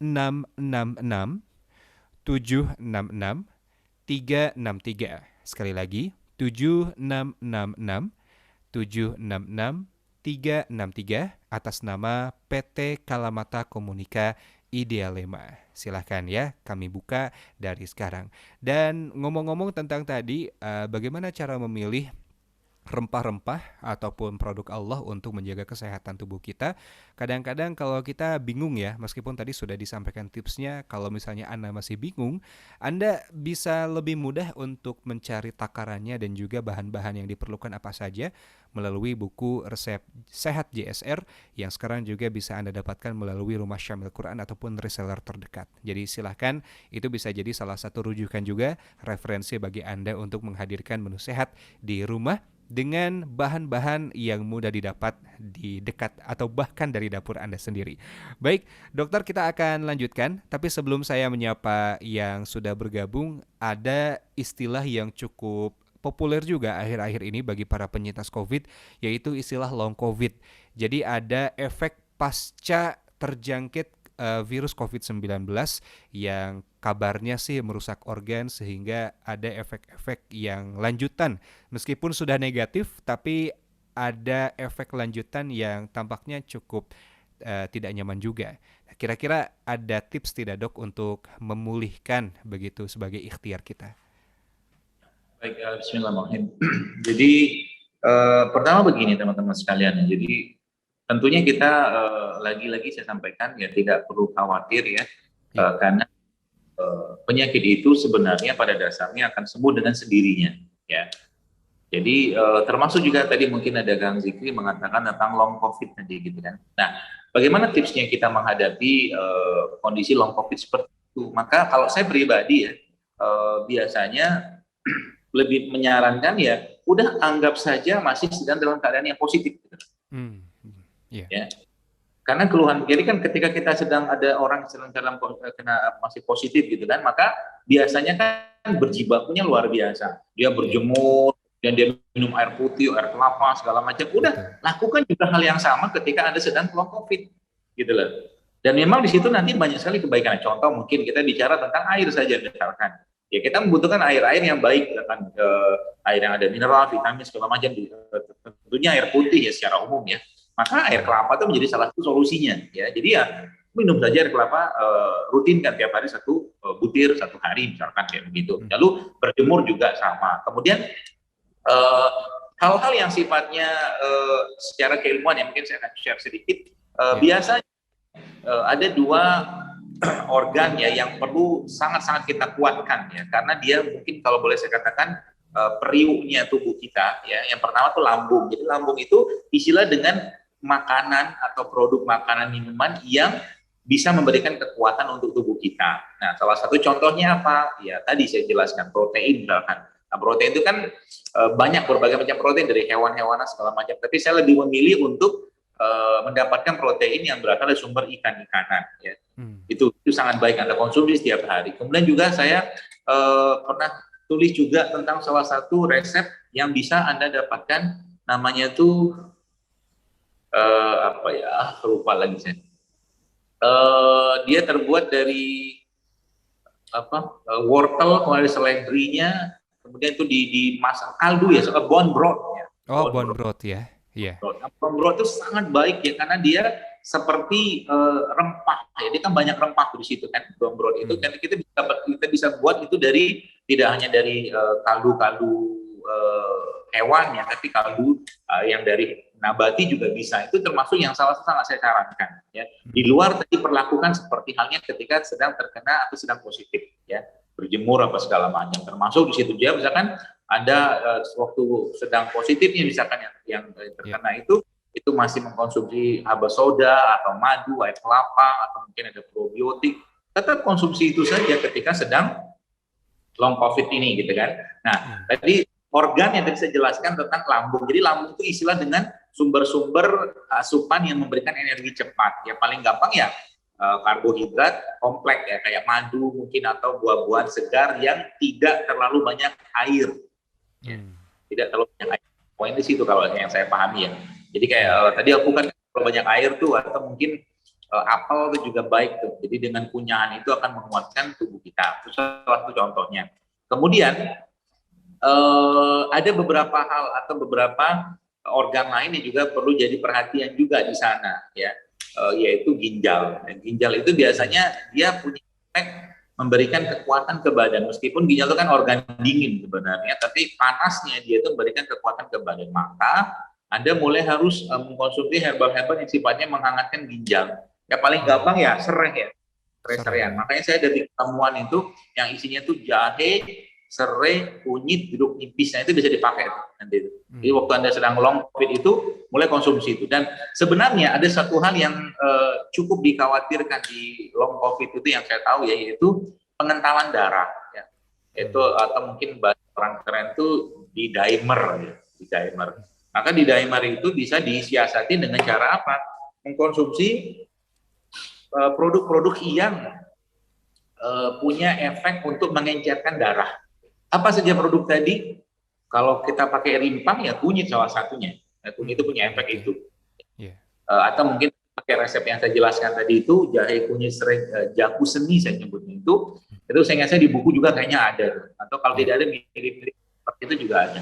Nah, lalu yang kedua makanan-makanan atau mungkin produk yang mengandung bawang-bawangan, ya, merah, putih, itu semua punya efek untuk mengencerkan darah.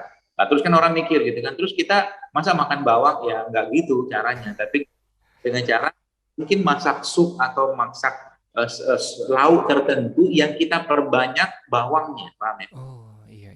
Nah, bawangnya diperbanyak, nanti airnya itu diminum, seperti bikin bone broth tadi. Iya. Itu diminum. Insya Allah akan sangat-sangat powerful dalam menguatkan tubuh. Dan yang tidak kalah pentingnya juga saran saya juga ya probiotik itu mungkin tetap Anda konsumsi pasca long COVID tadi. Itu punya efek yang sangat baik ya untuk menguatkan sistem imun kita, karena memang dia akan bekerja di sistem pencernaan. Ya, termasuk itu biasanya itu karena ini analisa saya saja ya. Orang-orang pasca COVID atau long COVID itu ya, itu sering banyak yang menderita seperti anxiety ya, betul, iya. Kecemasan. Nah, kecemasan ini sebenarnya kalau kita yang nggak usah bahas dari sisi perukiahan ya, karena itu belum tentu urusan jin juga. Tapi yang saya maksud ini akan diakibatkan mungkin ke defisiensi mineral dalam tubuhnya. Ya, defisiensi mineral dalam tubuhnya termasuk defisiensi atau kekurangan probiotik atau bakteri-bakteri baik. Jadi solusinya apa? Ya perbanyak saja mengkonsumsi rempah-rempah. Jadi kalau saya boleh sarankan itu ya kayak makanan di kita Indonesia secara umum yang banyak rempah itu apa? Biasanya kan sup-supan gitu kan. Yeah. Atau mungkin gulai-gulai yang tidak menggunakan santan, itu juga sangat baik dalam memberikan asupan rempah. Atau kalau nggak yang paling mentok, kalau mungkin susah juga, udah ambil jahe, ambil cengkeh, ambil kapulaga, ya, ambil katakanlah apalagi tuh bumbu dapur, udah masukin ke air hangat atau air panas, tunggu bentar, udah minum tuh, gitu. Rempah tuh, ya. Itu salah satu. Dan juga tadi jangan lupakan probiotik setiap hari atau mengkonsumsi makanan-makanan yang fermentasi. Contohnya apa? Ya tempe, ya. Tempe itu kan fermentasi tuh, ya. Atau mungkin zaman dulu ada tauco, ya. Tauco itu kan ya, apa tauco karena fermentasi itu punya efek dalam meningkatkan produksi atau mengaktifkan ya bakteri-bakteri baik yang pada akhirnya akan menyebabkan produksi hormon serotonin yang merupakan hormon bahagia itu meningkat. Jadi sebenarnya orang yang makan tempe misalkan digoreng gitu kan, hormon bahagia meningkat nggak? Ya meningkat karena makannya. Tapi efek dari tempenya. Jadi kalau mau dapatkan manfaat tempe itu secara masuk ke badan itu meningkatkan probiotik atau aktivitas probiotik di sana, makanya tempenya jangan digoreng gitu loh. Oh iya. Bisa di sandwich ya, seperti dengan kurma misalnya. Macam. Dan itu efeknya itu bukan hanya itu teman-teman bisa browsing deh ya. Bagus Iya. kalian bisa browsing efeknya apa sih fermented food itu ke badan, dan salah satu efek yang terbaik itu adalah memang by research juga dijelaskan dia meningkatkan microbiome ya, atau mungkin bakteri-bakteri baik yang ada pada pencernaan kita. Itu salah satu efeknya. Jadi subhanallah ya, kalau makanan yang benar gitu ya, itu efeknya ke badan itu juga mood kita akan baik. Kalau makanan nggak benar, ya juga tidak baik moodnya, begitu. Iya. Good food, good mood ya. Masya Allah. Saya jadi merasa beruntung dokter menjadi orang Cianjur karena di sini tauco banyak. Jadi memang untuk bisa meningkatkan mood tidak harus makan coklat ya, makan tauco juga bisa. Ya ala kulli hal makan yang baik insya Allah membantu juga mood kita menjadi membaik. Baik, alhamdulillah. Ini juga sekaligus menjawab pertanyaan dari sahabat Nina Ruswara yang menanyakan tentang NCNT karena long COVID nih. Tadi makanan apa yang baik untuk dikonsumsi? Tadi sudah dijawab, alhamdulillah. Nah, baik, kita akan mulai saja untuk menyapa sahabat-sahabat yang sudah bergabung untuk menyampaikan pertanyaannya. Ini ada yang bertanya pendapat Dr. Zaidul terkait vaksin COVID-19. Nah, kira-kira bagaimana dokter sendiri dalam menyikapinya, dok? Begitu ya. Cukup banyak yang menanyakan hal ini, jadi saya rangkum saja, begitu. Iya, secara umum ya kalau dibilang tujuan yang saya ketahui dan tujuan vaksin itu kan sebenarnya mengenalkan tubuh ya dengan antigen yang masuk sehingga nanti pada akhirnya akan menimbulkan atau menciptakan antibodi gitu kan. Kalau saya ditanya bagaimana pendapat dokter dengan vaksin, ya bagus-bagus saja sebenarnya, cuman kalau saya pribadi ya, pendapat saya pribadi ya, ya kita nih terlalu agak-agak tergesa-gesa menurut saya. Ya tunggu sebentar karena si virus ini kan terus berkembang kalau saya gitu. Jadi kalau nanti sudah waktunya dia stabil, kalau mau vaksin ya vaksin aja, nggak masalah. Tapi masalah sekarang kan berkembang terus gitu kan. Dan katakanlah sekarang mungkin dalam kondisi tidak terlalu banyak solusi atau tidak banyak solusi untuk ini, akhirnya vaksin ini menjadi sebuah hal yang katakanlah satu-satunya jalan, ya itu yang saya nggak sepakat gitu. Ya, saya kurang sepakat, seakan-akan ini vaksin ini segala-galanya, kan nggak bisa juga gitu loh, karena kan pertama tadi kondisinya belum stabil gitu loh. Nah, terus kalau kita mau vaksin gimana ya silakan aja, kalau vaksin silakan. Tapi lagi-lagi kalau kita kembalikan kepada konsep keimanan kita bahwa ya yang memberikan kesehatan itu kan Allah ya. Yang memberikan atau menganugerahi kita kekuatan iman, imun itu kan ya Allah sebenarnya. Ya. Artinya jangan sampai, karena banyak orang ekspektasi terhadap vaksin ini kan luar biasa, bahkan kalau saya katakan 150% gitu. Harapannya kalau vaksin tidak terkena, ini belum tentu juga gitu. Ya. Maka katanya bukan di situ, imunitas kita itu bukan dibentuk hanya dari vaksin saja. Ini saya ketahuin ya. Ya, tapi imunitas itu kan terbentuk dari berbagai banyak faktor. Nah, banyak orang akhirnya jadi kayak vaksin ini hanya betul-betul menjadi tumpuan harapan, there is no other way gitu. Itu yang jadi masalah. Ya. Tapi ya bagi orang-orang yang memang mau vaksin ya silakan saja. Ya. Ya, cuman kita perlu lagi-lagi sampaikan, kita harus kenal juga dengan badan kita, apalagi idealnya kan ada screening dulu sebenarnya.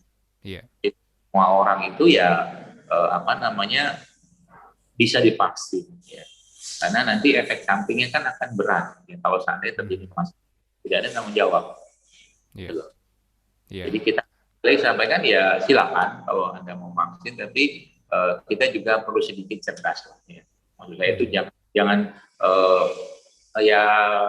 jangan cuma sekedar ikut-ikutan, tapi juga tanggung jawab pribadi terhadap tubuh itu harus dijaga juga gitu kan. Jadi kayak jangan sampai ini one stop solution for everything, ya enggak gitu juga. Iya, menempatkan dengan lebih proporsional barangkali, Dok ya. Baik, Terima kasih. Mudah-mudahan yang menanyakan seputar vaksin bisa terjawab ya. Ini ada 3 pertanyaan tentang vaksin soalnya. Saya rangkum jadi satu sesi saja. Baik, ada yang bertanya. Jadi di kesempatan kali ini Bapak Ibu, untuk pertanyaannya kita tidak batasi hanya seputar pandemi saja atau seputar COVID saja. Bagi Bapak Ibu juga yang ingin bertanya seputar hal lain, seputar kesehatan pada umumnya, kami persilahkan. Seperti sahabat kita yang bergabung, sayang sekali anonim ya. Oh, tidak, sahabat Dian dari Bukit Tinggi ternyata ada namanya. Yang ingin ditanyakan, Dok, bagaimana tips bagi ibu menyusui pasca melahirkan agar tetap makan sehat dan mengenyangkan, agar ASI-nya tetap lancar?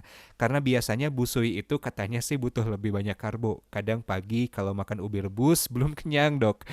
Pengennya makan nasi sama lauk. Padahal sebelum hamil sih sebetulnya udah mulai pola hidup sehat tuh diterapkan. Sarapan pagi dengan jus sayur, ditambah ubi rebus dan lain-lain. Tapi saat hamil, pola hidup sehat jadi ambyar karena banyak ngidam ini itu, Dok. Nah, mohon tipsnya untuk kembali mengendalikan itu semua. Baik, jadi pertama yang harus Ibu mungkin apa ya, telaah dan telisik itu adalah ini kebutuhan atau hawa nafsu gitu loh. Yeah. Kalau ceritanya ini kebutuhan, maka layani kebutuhan tadi secara proporsional. Tapi kalau ceritanya hawa nafsu, maka Anda harus lawan. Contoh mungkin, karena Ibu mungkin di Bukit Tinggi gitu kan, tiap hari ngidam itu katakanlah menyusuin itu makan sate padang kan, tiap hari gitu kan. Iya. Gitu loh. Jadi kita mengendalikan mereka hawa nafsu tadi, bukan kita dikendalikan mereka gitu loh. Nah ini memang lagi-lagi harus kita minta pertolongan kepada Allah ya, agar dimudahkan untuk bisa memberikan yang terbaik. Karena ketika Anda memberikan yang terbaik bagi bayi Anda, maka Anda sedang menciptakan atau membuat gen yang baik juga pada tubuhnya. Artinya seorang ibu yang teledor atau ceroboh yang hanya sekedar mementingkan hawa nafsu dan lidahnya, keinginan lidahnya untuk makan ini itu segala macam yang dia tahu itu tidak sehat, berarti Anda sedang mempersiapkan generasi yang tidak sehat. Artinya apa? Ya itu akan jadi apa ya? Sebuah catatan yang kurang baik dalam kehidupan Anda. Ini kan jadi motivasi jadinya kan? Itu salah satunya.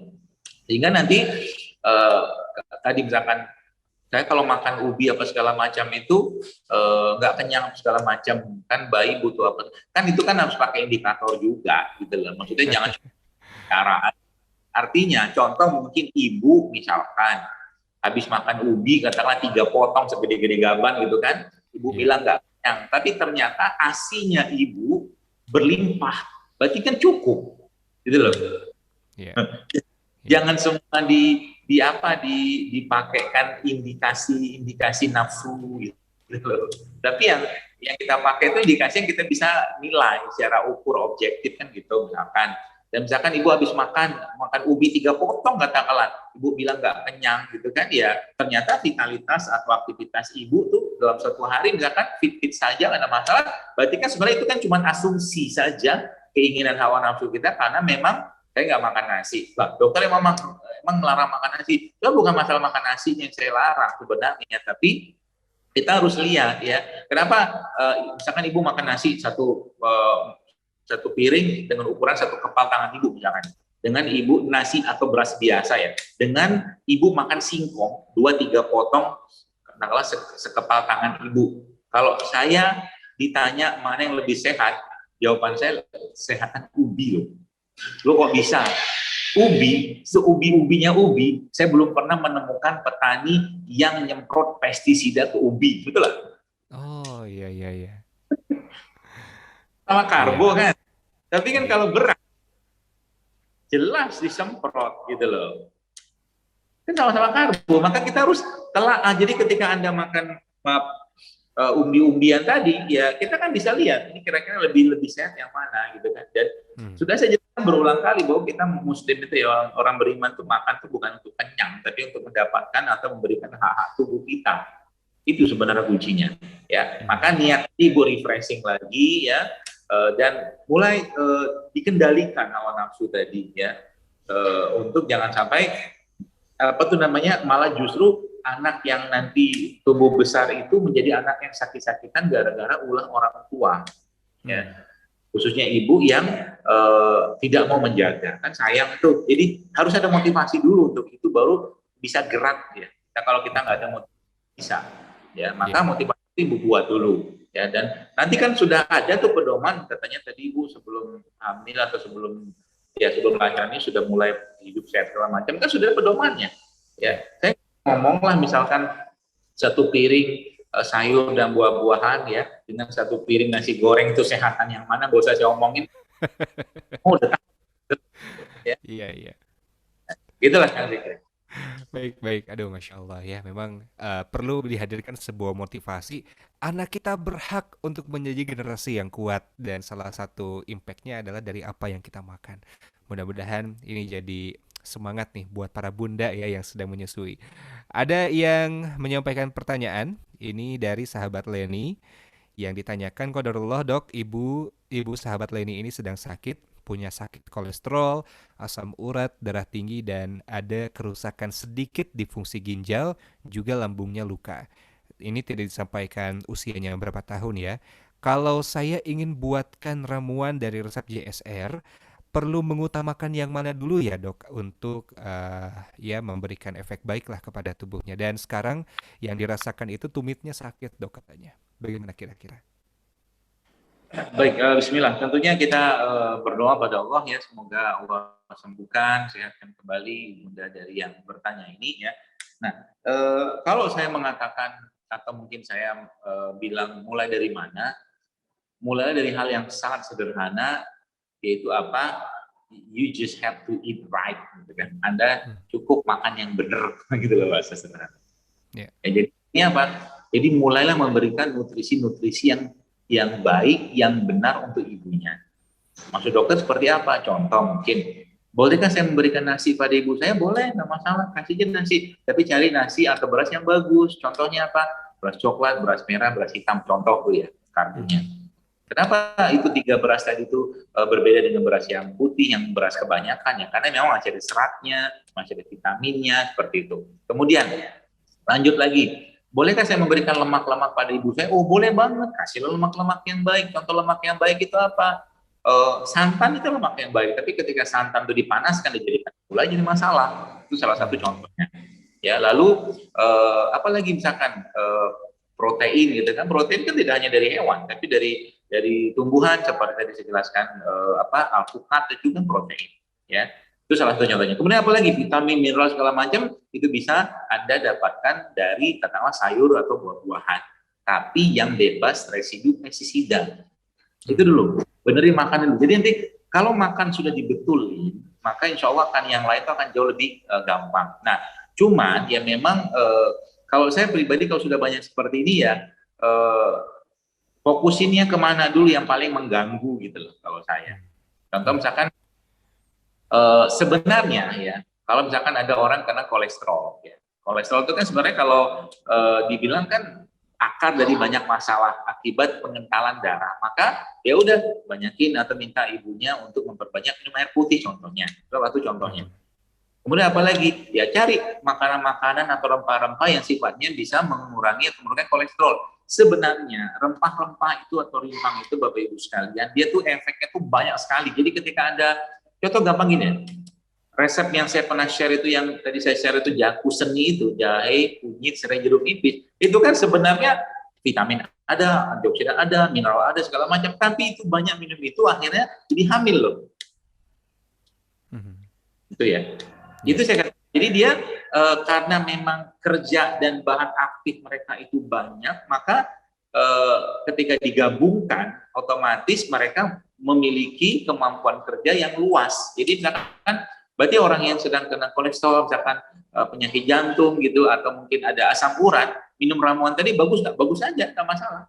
Ya, tambah lagi dengan tadi nutrisi atau makanan yang baik. Lalu baru terakhir, jadi poinnya ada 3 sebenarnya, nutrisi, kemudian herbalnya, yang ketiga terapinya. Ya, nutrisi, herbalnya, dan terapinya. Nutrisi kan makanan tuh, herbalnya apa? Rempah-rempah itu bisa Anda kelola dengan baik, berbagai macam resep itu bisa Anda pakai gitu kan. Termasuk saya pernah bikin juga itu di Instagram saya, sehingga saya yang bisa dipakai juga untuk orang-orang yang long COVID ya, atau mungkin penderita kolesterol itu juga yang isinya tuh jahe, bawang putih, kemudian ada cuka apel sama madu. Ya.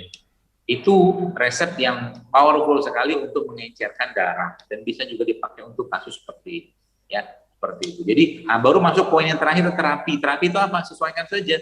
Misalkan orang tuanya mengalami kelemahan pada anggota gerak yang mungkin bisa dengan acupressure atau mungkin dengan pijetan ya, atau mungkin juga dengan bekam mungkin. Jadi tinggal kita pilih saja terapi-terapinya yang bisa cocok untuk kondisi atau keluhan. Begitu mungkin. Baik. Jadi bisa dimulai dari hal yang paling mengganggu terlebih dahulu, dan tadi bisa dilakukan sesuai dengan tips yang disampaikan oleh Dr. Zaidul Akbar. Ada juga yang menanyakan ini seputar Heidia dari sahabat Putri yang menyampaikan pasca hamil, pasca melahirkan maksudnya, sahabat kita ini memakai IUD begitu yang berefek haidnya tidak lancar, dan ternyata setelah dilepas pun tidak lancar. Pernah 2 bulan tidak haid, lalu ketika haid muncul hanya flek saja. Kira-kira apa yang perlu rutin dikonsumsi? Dan sahabat kita ini cukup senang meminum kopi instan katanya. Apakah kopi instan ini jadi penyebab tidak lancar haid? Atau bagaimana sebaiknya, Dok? Ada tips barangkali, silahkan. Baik, jadi prinsip sederhananya biasanya semua jenis makanan atau minuman kemasan itu tidak saya sarankan untuk dikonsumsi setiap hari ya, apalagi kalau pagi tiap sore itu minum dalam cara kopi instan misalkan lah. Jadi saran saya kalau memang ibu pengen minum kopi, udah minum kopi biasa aja ya, kopi giling, tapi itu pun saran saya jangan tiap hari ya. Lalu yang kedua ya, proses permasalahan pada tubuh kita itu ya banyak sebab ya.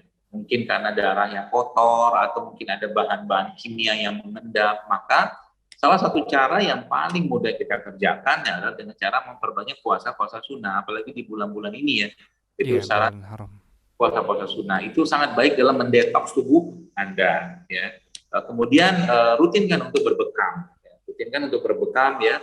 1 bulan sekali itu insya Allah akan sangat cukup. Nah, baru yang ketiga kita masuk kira-kira herbal apa yang bisa kita pakai untuk memperbaiki kondisi reproduksi Anda ya. Jadi banyak ya. Saya pernah bikin, kalau di buku resep itu juga ada, tapi kalau mau lihat itu di highlight beberapa teman-teman sudah dijelaskan tentang namanya detox rahim ya. Detox rahim itu sehingga saya isinya tuh jahe, cengkeh, kapulaga dengan saya. Nanti coba dilihat lagi, atau kalau enggak bisa pakai resep itu tadi ultimate kunyit. Ultimate kunyit itu isinya jahe sama kunyit, serai, jeruk nipis. Juga bisa. Atau yang tadi resepnya tadi juga bisa, yang jahe, kunyit, serai, jeruk nipis itu juga bisa pakai jahe. Tadi kan ultimate kunyit itu, ini istilah saya saja sebenarnya biar keren gitu kan. Iya. Ya, dia rempah-rempah aja, rimpang gitu loh. Jadi itu bisa bisa dipakai itu, dan perbanyak mengkonsumsi lemak-lemak yang baik ya, sebagai salah satu sumber metabolisme untuk hormon yang setahu saya begitu. Seperti contohnya apa ya, tadi zaitun boleh, PCO boleh, atau alpukat juga boleh Anda konsumsi rutin tiap hari. Demikian. Baik, terima kasih banyak untuk jawabannya. Karena waktu masih ada kurang lebih 15 menit lagi, saya juga ingin memfasilitasi bagi para peserta yang ingin raise hand yang ada di Zoom. Silakan kalau misalnya ingin bertanya secara live, kami akan fasilitasi untuk langsung dihadirkan ya. Ini sudah ada yang raise hand sebetulnya, tapi dari tadi apakah terpencet atau tidak? Jadi bagi Bapak Ibu yang akan bertanya secara live, silakan raise hand dulu. Saya akan bacakan pertanyaan dulu. Kalau misalnya ada yang raise hand, saya akan minta tolong kepada operator untuk dihadirkan. Baik, ke pertanyaan selanjutnya terlebih dahulu, Dok. Ada sahabat kita, tidak menyebutkan namanya, anonim, menderita diabetes di atas 300 gula darah saya, dan sering merasa lemas dan pusing, namun tidak tertib nih minum obatnya. Kadang-kadang minum Glimepirid 1 mg, juga tidak ke dokter nih. Kira-kira ada tidak obat herbal yang perlu diminum, dan diet seperti apa nih bagi penyintas diabetes seperti sahabat kita yang satu ini? Ya baik, jadi begini ya teman-teman sekalian ya, sebelum kita membahas tentang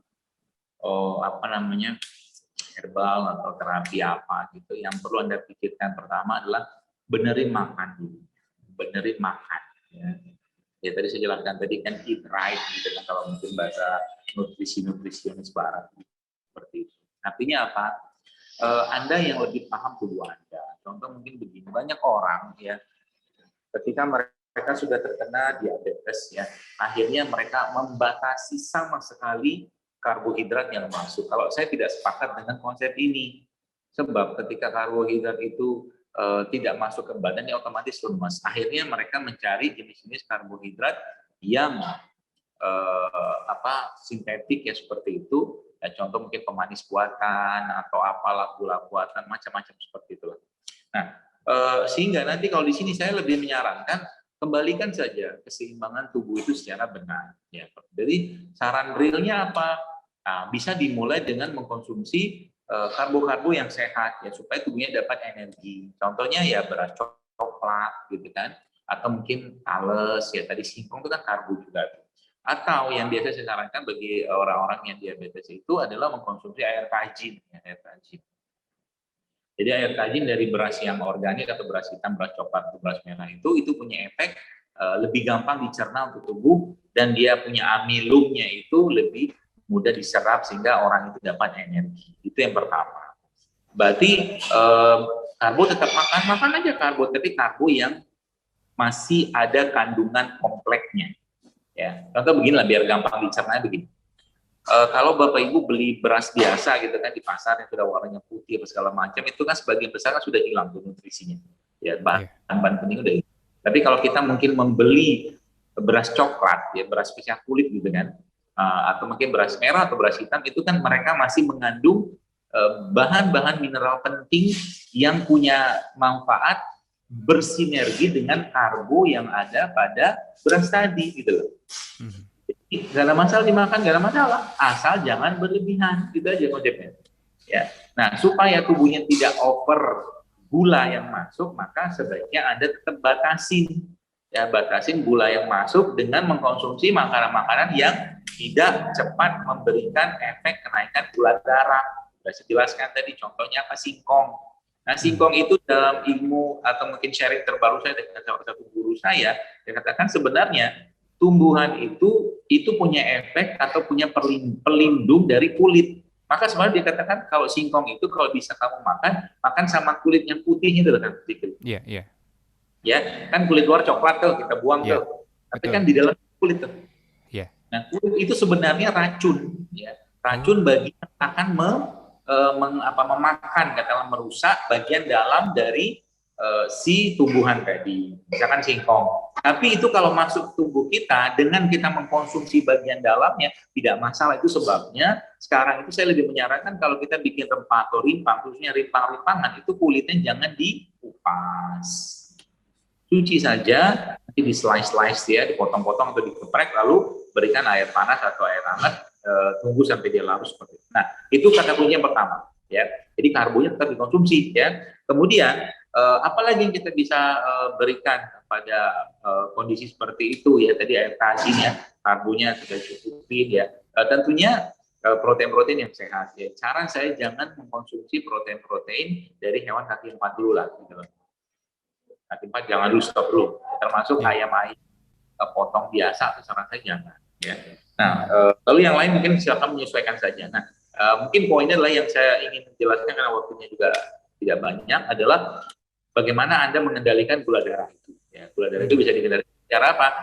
Ada beberapa jenis herbal yang memang punya peran untuk memperbaiki atau menurunkan gula darah. Contohnya mungkin apa? Kayu manis ya. Kayu manis itu punya efek ya untuk menurunkan gula darah. Nah, kalau untuk memperbaiki sensitivitas insulinnya, itu Anda bisa mengkonsumsi makanan-makanan atau produk yang Allah ciptakan yang berasa pahit ya. Contohnya pare ya, itu kan pahit tuh, atau sambiloto. Tapi yang paling luar biasanya adalah dengan cara coba kalau yang kena diabetes itu mulai merutinkan puasa-puasa sunnah. Ya. Karena puasa-puasa sunnah itu sangat baik dalam memperbaiki sensitivitas insulin. Karena kebanyakan orang yang kena diabetes sekarang, setahu saya ya, itu sensitivitas insulin itu menurun. Ya, sehingga kan gula masuk ke tubuh. Nah, insulin itu fungsinya adalah memasukkan gula ke dalam sel. Artinya apa? Kalau seandainya insulin yang nggak kuat, maka otomatis gula tetap nangkring di luar kan, di luar sel. Ya maka sensitivitas insulin ini bisa ditangani atau bisa kita kendalikan atau kita bisa perbaiki dengan cara apa? Puasa. Ya ibarat kata gini lah, mungkin gambarannya gini biar gampang dicerna. Ada kereta KRL yang sedang penuh, ya. Nah di Jepang itu ada namanya petugas yang kerjaannya dia itu memasukkan penumpang, di push masuk ke dalam ketika lagi padat-padatnya kereta pagi-pagi tuh. Nah, lama-lama kan capek juga itu si petugas karena kebanyakan orang. Solusinya gimana supaya kereta itu bisa tetap jalan? Ya. Solusinya apa? Solusi pertamanya si petugas diistirahatkan. Itu saya katakan puasa. Paham ya? Solusi kedua apa? Penumpangnya dikurangi. Jadi petugas tadi itu insulin, penumpang itu glukosa. Paham ya? Iya. Ya, kebayang ya. Jadi solusinya apa? Ya penumpang dikurangi, petugas diistirahatkan. Diistirahatkan dengan cara puasa, penumpangnya dikurangi dengan cara mengurangi asupan atau banjir gula, ya, tepung-tepungan, ya, kemudian beras putih itu segala macam itu dikurangi. Dan perbaiki mereka, kurangi gula yang ada dalam darah sehingga petugas pun itu anteng, tenang dengan cara apa tadi ya, jelaskan tadi ya, dengan herbal-herbal, rempah-rempah, berarti jahe, kunyit itu bisa diminum, boleh, nggak masalah, silakan saja. Ya. Mungkin begitu. Ini analoginya cukup menarik ya. Jadi memang puasa, apalagi sekarang kan sudah masuk bulan Muharram, ini momen yang tepat nih untuk memperbanyak puasa. Alhamdulillah. Nah di sini sudah ada sahabat Hamlah Dahlan yang sudah raise hand. Kita akan coba sapa. Apakah akan menyampaikan pertanyaan? Assalamualaikum warahmatullahi wabarakatuh, sahabat Hamlah. Baik, kita sudah ask to unmute. Apakah berkenan untuk menyampaikan pertanyaannya? Assalamualaikum. Saya tertekan. Tidak. Deg-degan ya. Tenang aja Bu. Baik. Ada yang perlu ditanyakan? Silahkan, sahabat Hamlah, mangga. Tak ada. Saya baik. Mendengar saja. Oh, mendengar saja. Saya kira raise hand mau nanya. Mohon maaf ya. Tidak, saya terlanggar.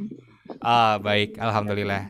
Kalau begitu silahkan untuk melanjutkan menyimak ya. Terima kasih sahabat Hamlah Dahlan. Baik, alhamdulillah ya. Baik, saya kira raise hand mau nanya. Mohon maaf ya tadi di allow to talk. Tidak heran kalau agak deg-degan. Baik, ini ada pertanyaan selanjutnya, Dok. Ada yang bertanya dari sahabat Nova Elina yang ditanyakan, apakah ada rempah-rempah yang memiliki sifat berlawanan, Dok, sehingga menghilangkan khasiat satu sama lain, bahkan ada juga yang membahayakan. Apakah ada yang perlu diwaspadai atau mungkin dari segi waktu konsumsinya perlu dijeda seberapa lama? Karena sahabat Nova ini pernah baca timun dan tomat katanya tidak boleh dimakan bersamaan. Apakah ini betul? Sekaligus konfirmasi juga. Silakan Dok. Ya baik, ada memang ya herbal-herbal ya rempah-rempah itu yang dia kan ada namanya sinergis atau antagonis gitu kan. Nah cuma saya pribadi memang tidak hafal semua ya. Data-data itu ya. Saya cuma ingat beberapa saja. Salah satunya itu adalah misalkan seingat saya itu habatus soda sama kelor tuh nggak boleh gabung. Habatus soda sama kelor ya, itu salah satunya ya. Tapi itu banyak lagi yang lain, itu ada dalam cabai puyang. Cabai puyang itu ada satu resep, ada ratusan resep lama gitu yang itu dijelaskan tentang salah satunya itu kombinasi antara beberapa rempah-rempah tadi. Namun ya secara umum ya memang kalau rempah-rempah biasa yang kita dapatkan itu biasanya tidak punya efek antagonis, tahu saya. Itu misalkan kalau kita mungkin yang sering kita pakai jahe, kunyit gitu kan, biasanya sih enggak. Ya, tapi yang biasanya yang jarang-jarang dan kita juga jarang pakai itu memang ada efek-efek antagonis dan itu mungkin harus kita baca juga dan saya mungkin perlu baca-baca juga. Tapi memang ada efek antagonis itu. Nah itu yang pertama. Yang kedua tentang tadi tomat sama timun saya belum tahu. Belum tahu. Boleh tomat sama timun sama juga dulu ya kita pernah mendapatkan informasi tentang nggak boleh makan produk susu sama telur, Hmm. produk ikan sama susu, Ya. itu juga.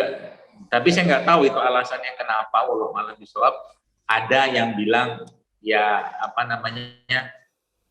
kata-katanya gitu bisa menyebabkan perubahan perilaku ya. Jadi produk susu itu nggak boleh campur sama produk ikan. Jadi masalahnya memang banyak kan susu formula kan dicampur sama omega 3. Oh iya omega 3 ya. Ya. Baik. Oke, Berarti ini juga ya. Gimana, Dok? handphone mulai mau habis. Baik. Satu lagi barangkali, Dok ya. Mudah-mudahan masih kuat nih handphonenya. Ada sahabat Ani yang bertanya, minta saran atau tips untuk menurunkan berat badan anak yang obesitas. Anaknya itu usianya 12 tahun, berat badannya Masya Allah 82 kg. Anak saya obesitas mulai usia 2 tahunan sampai dengan sekarang. Padahal sahabat kita ini tidak memberi vitamin, lalu olahraganya aktif, dan anak saya cenderung konsumsi banyak karbohidrat seperti mie plus nasi.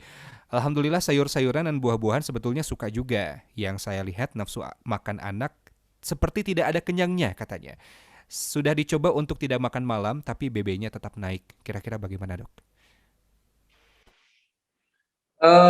Banyak sebab sih ya, dan mungkin perlu diperiksa dulu ya kawan saya. Mungkin kondisi hormon mungkin dalam tubuhnya ya.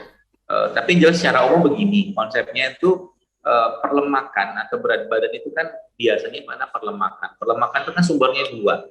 Ya, over lemak, ya lemak yang tidak tercerna oleh tubuh dan tidak terpakai, dan over karbohidrat. Lo kok bisa karbohidrat? Karena memang karbohidrat itu kan kalau nggak terpakai, ujung-ujungnya kan metabolismenya kan akan berubah jadi lemak. Gitu. Karbohidrat kayak begitu. Ya, jadi dua hal tadi coba mulai dibatasin ya daripada anak ibu ya. Jadi sebenarnya gini, kunci dari berat badan itu adalah kalau mau maintain ya input sama dengan output gitu loh.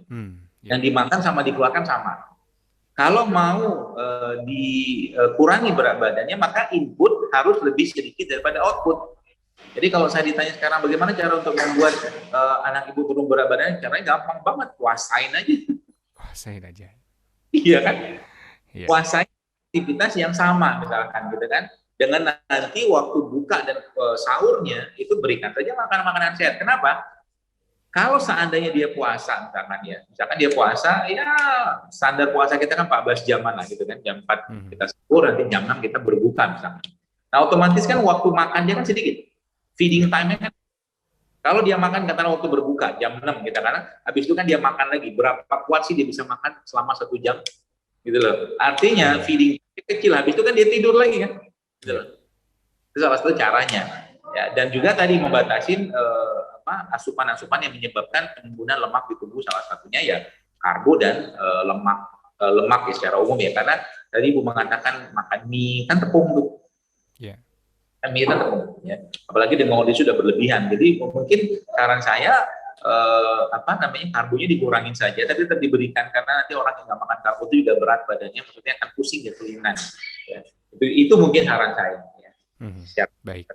Untuk detailnya saran saya periksa hormon dulu aja, karena ya semoga sih tidak ya, karena memang ada beberapa yang kenaikan berat badan itu karena keseimbangan hormon, salah satunya tiroid salah satunya.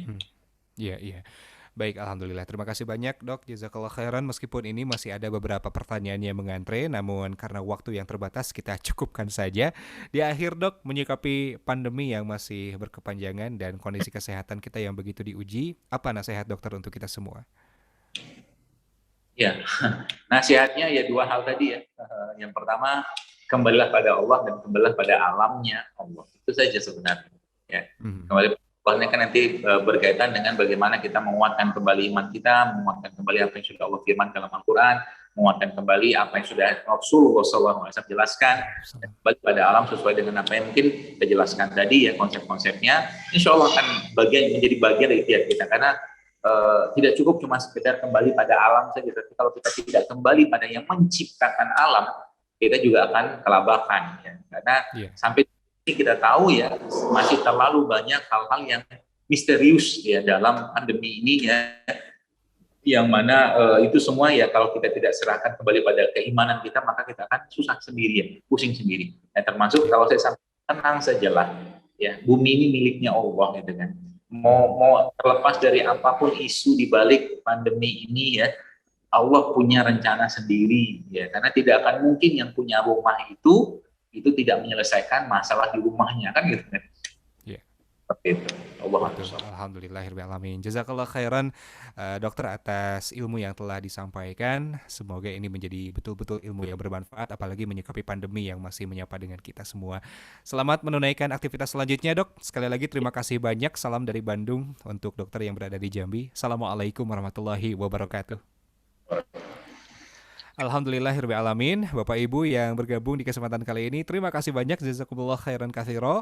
Semoga apa yang sudah disimak insya Allah menguatkan langkah-langkah kita yang masih menghadapi pandemi. Semoga dikaruniakan sehat walafiat, dan bagi yang sedang sakit, semoga Allah karuniakan ketenangan dalam hati dan juga kesembuhan yang tidak meninggalkan rasa sakit.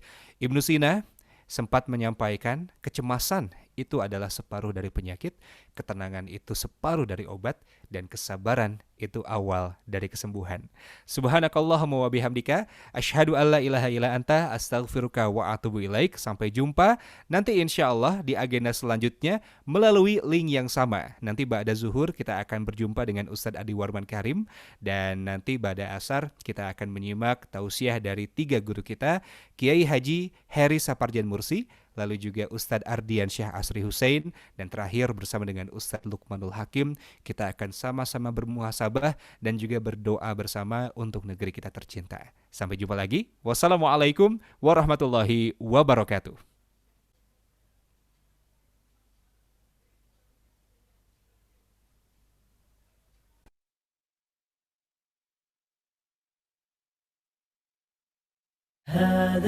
Hidup makin berat di masa yang penuh dengan ketidakpastian dan perubahan yang cepat, ditambah dengan tantangan pandemi yang belum kunjung terlihat ujungnya.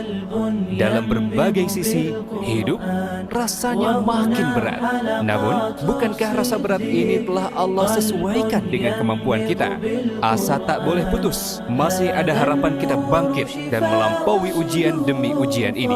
Mari hadirkan selalu kondisi ruhiyah yang baik dan ilmu yang bermanfaat. Kalamata Komunika mempersembahkan jamuan spesial untuk Anda. Muharram Bersemi menghadirkan narasumber terbaik, Ustadz Muhammad Habibi, Ustadz Bendri Jaisyur Rahman, Riza Zakarias, Dr. Zaidul Akbar, Dr. Adi Warman Karim, Kiai Haji Heri Saparjan Mursi, Ustadz Ardian Syah Asri Hussein, Ustadz Luqmanul Hakim. Spesial di bulan yang dimuliakan, sebagai ikhtiar memohon kemudahan dari Allah.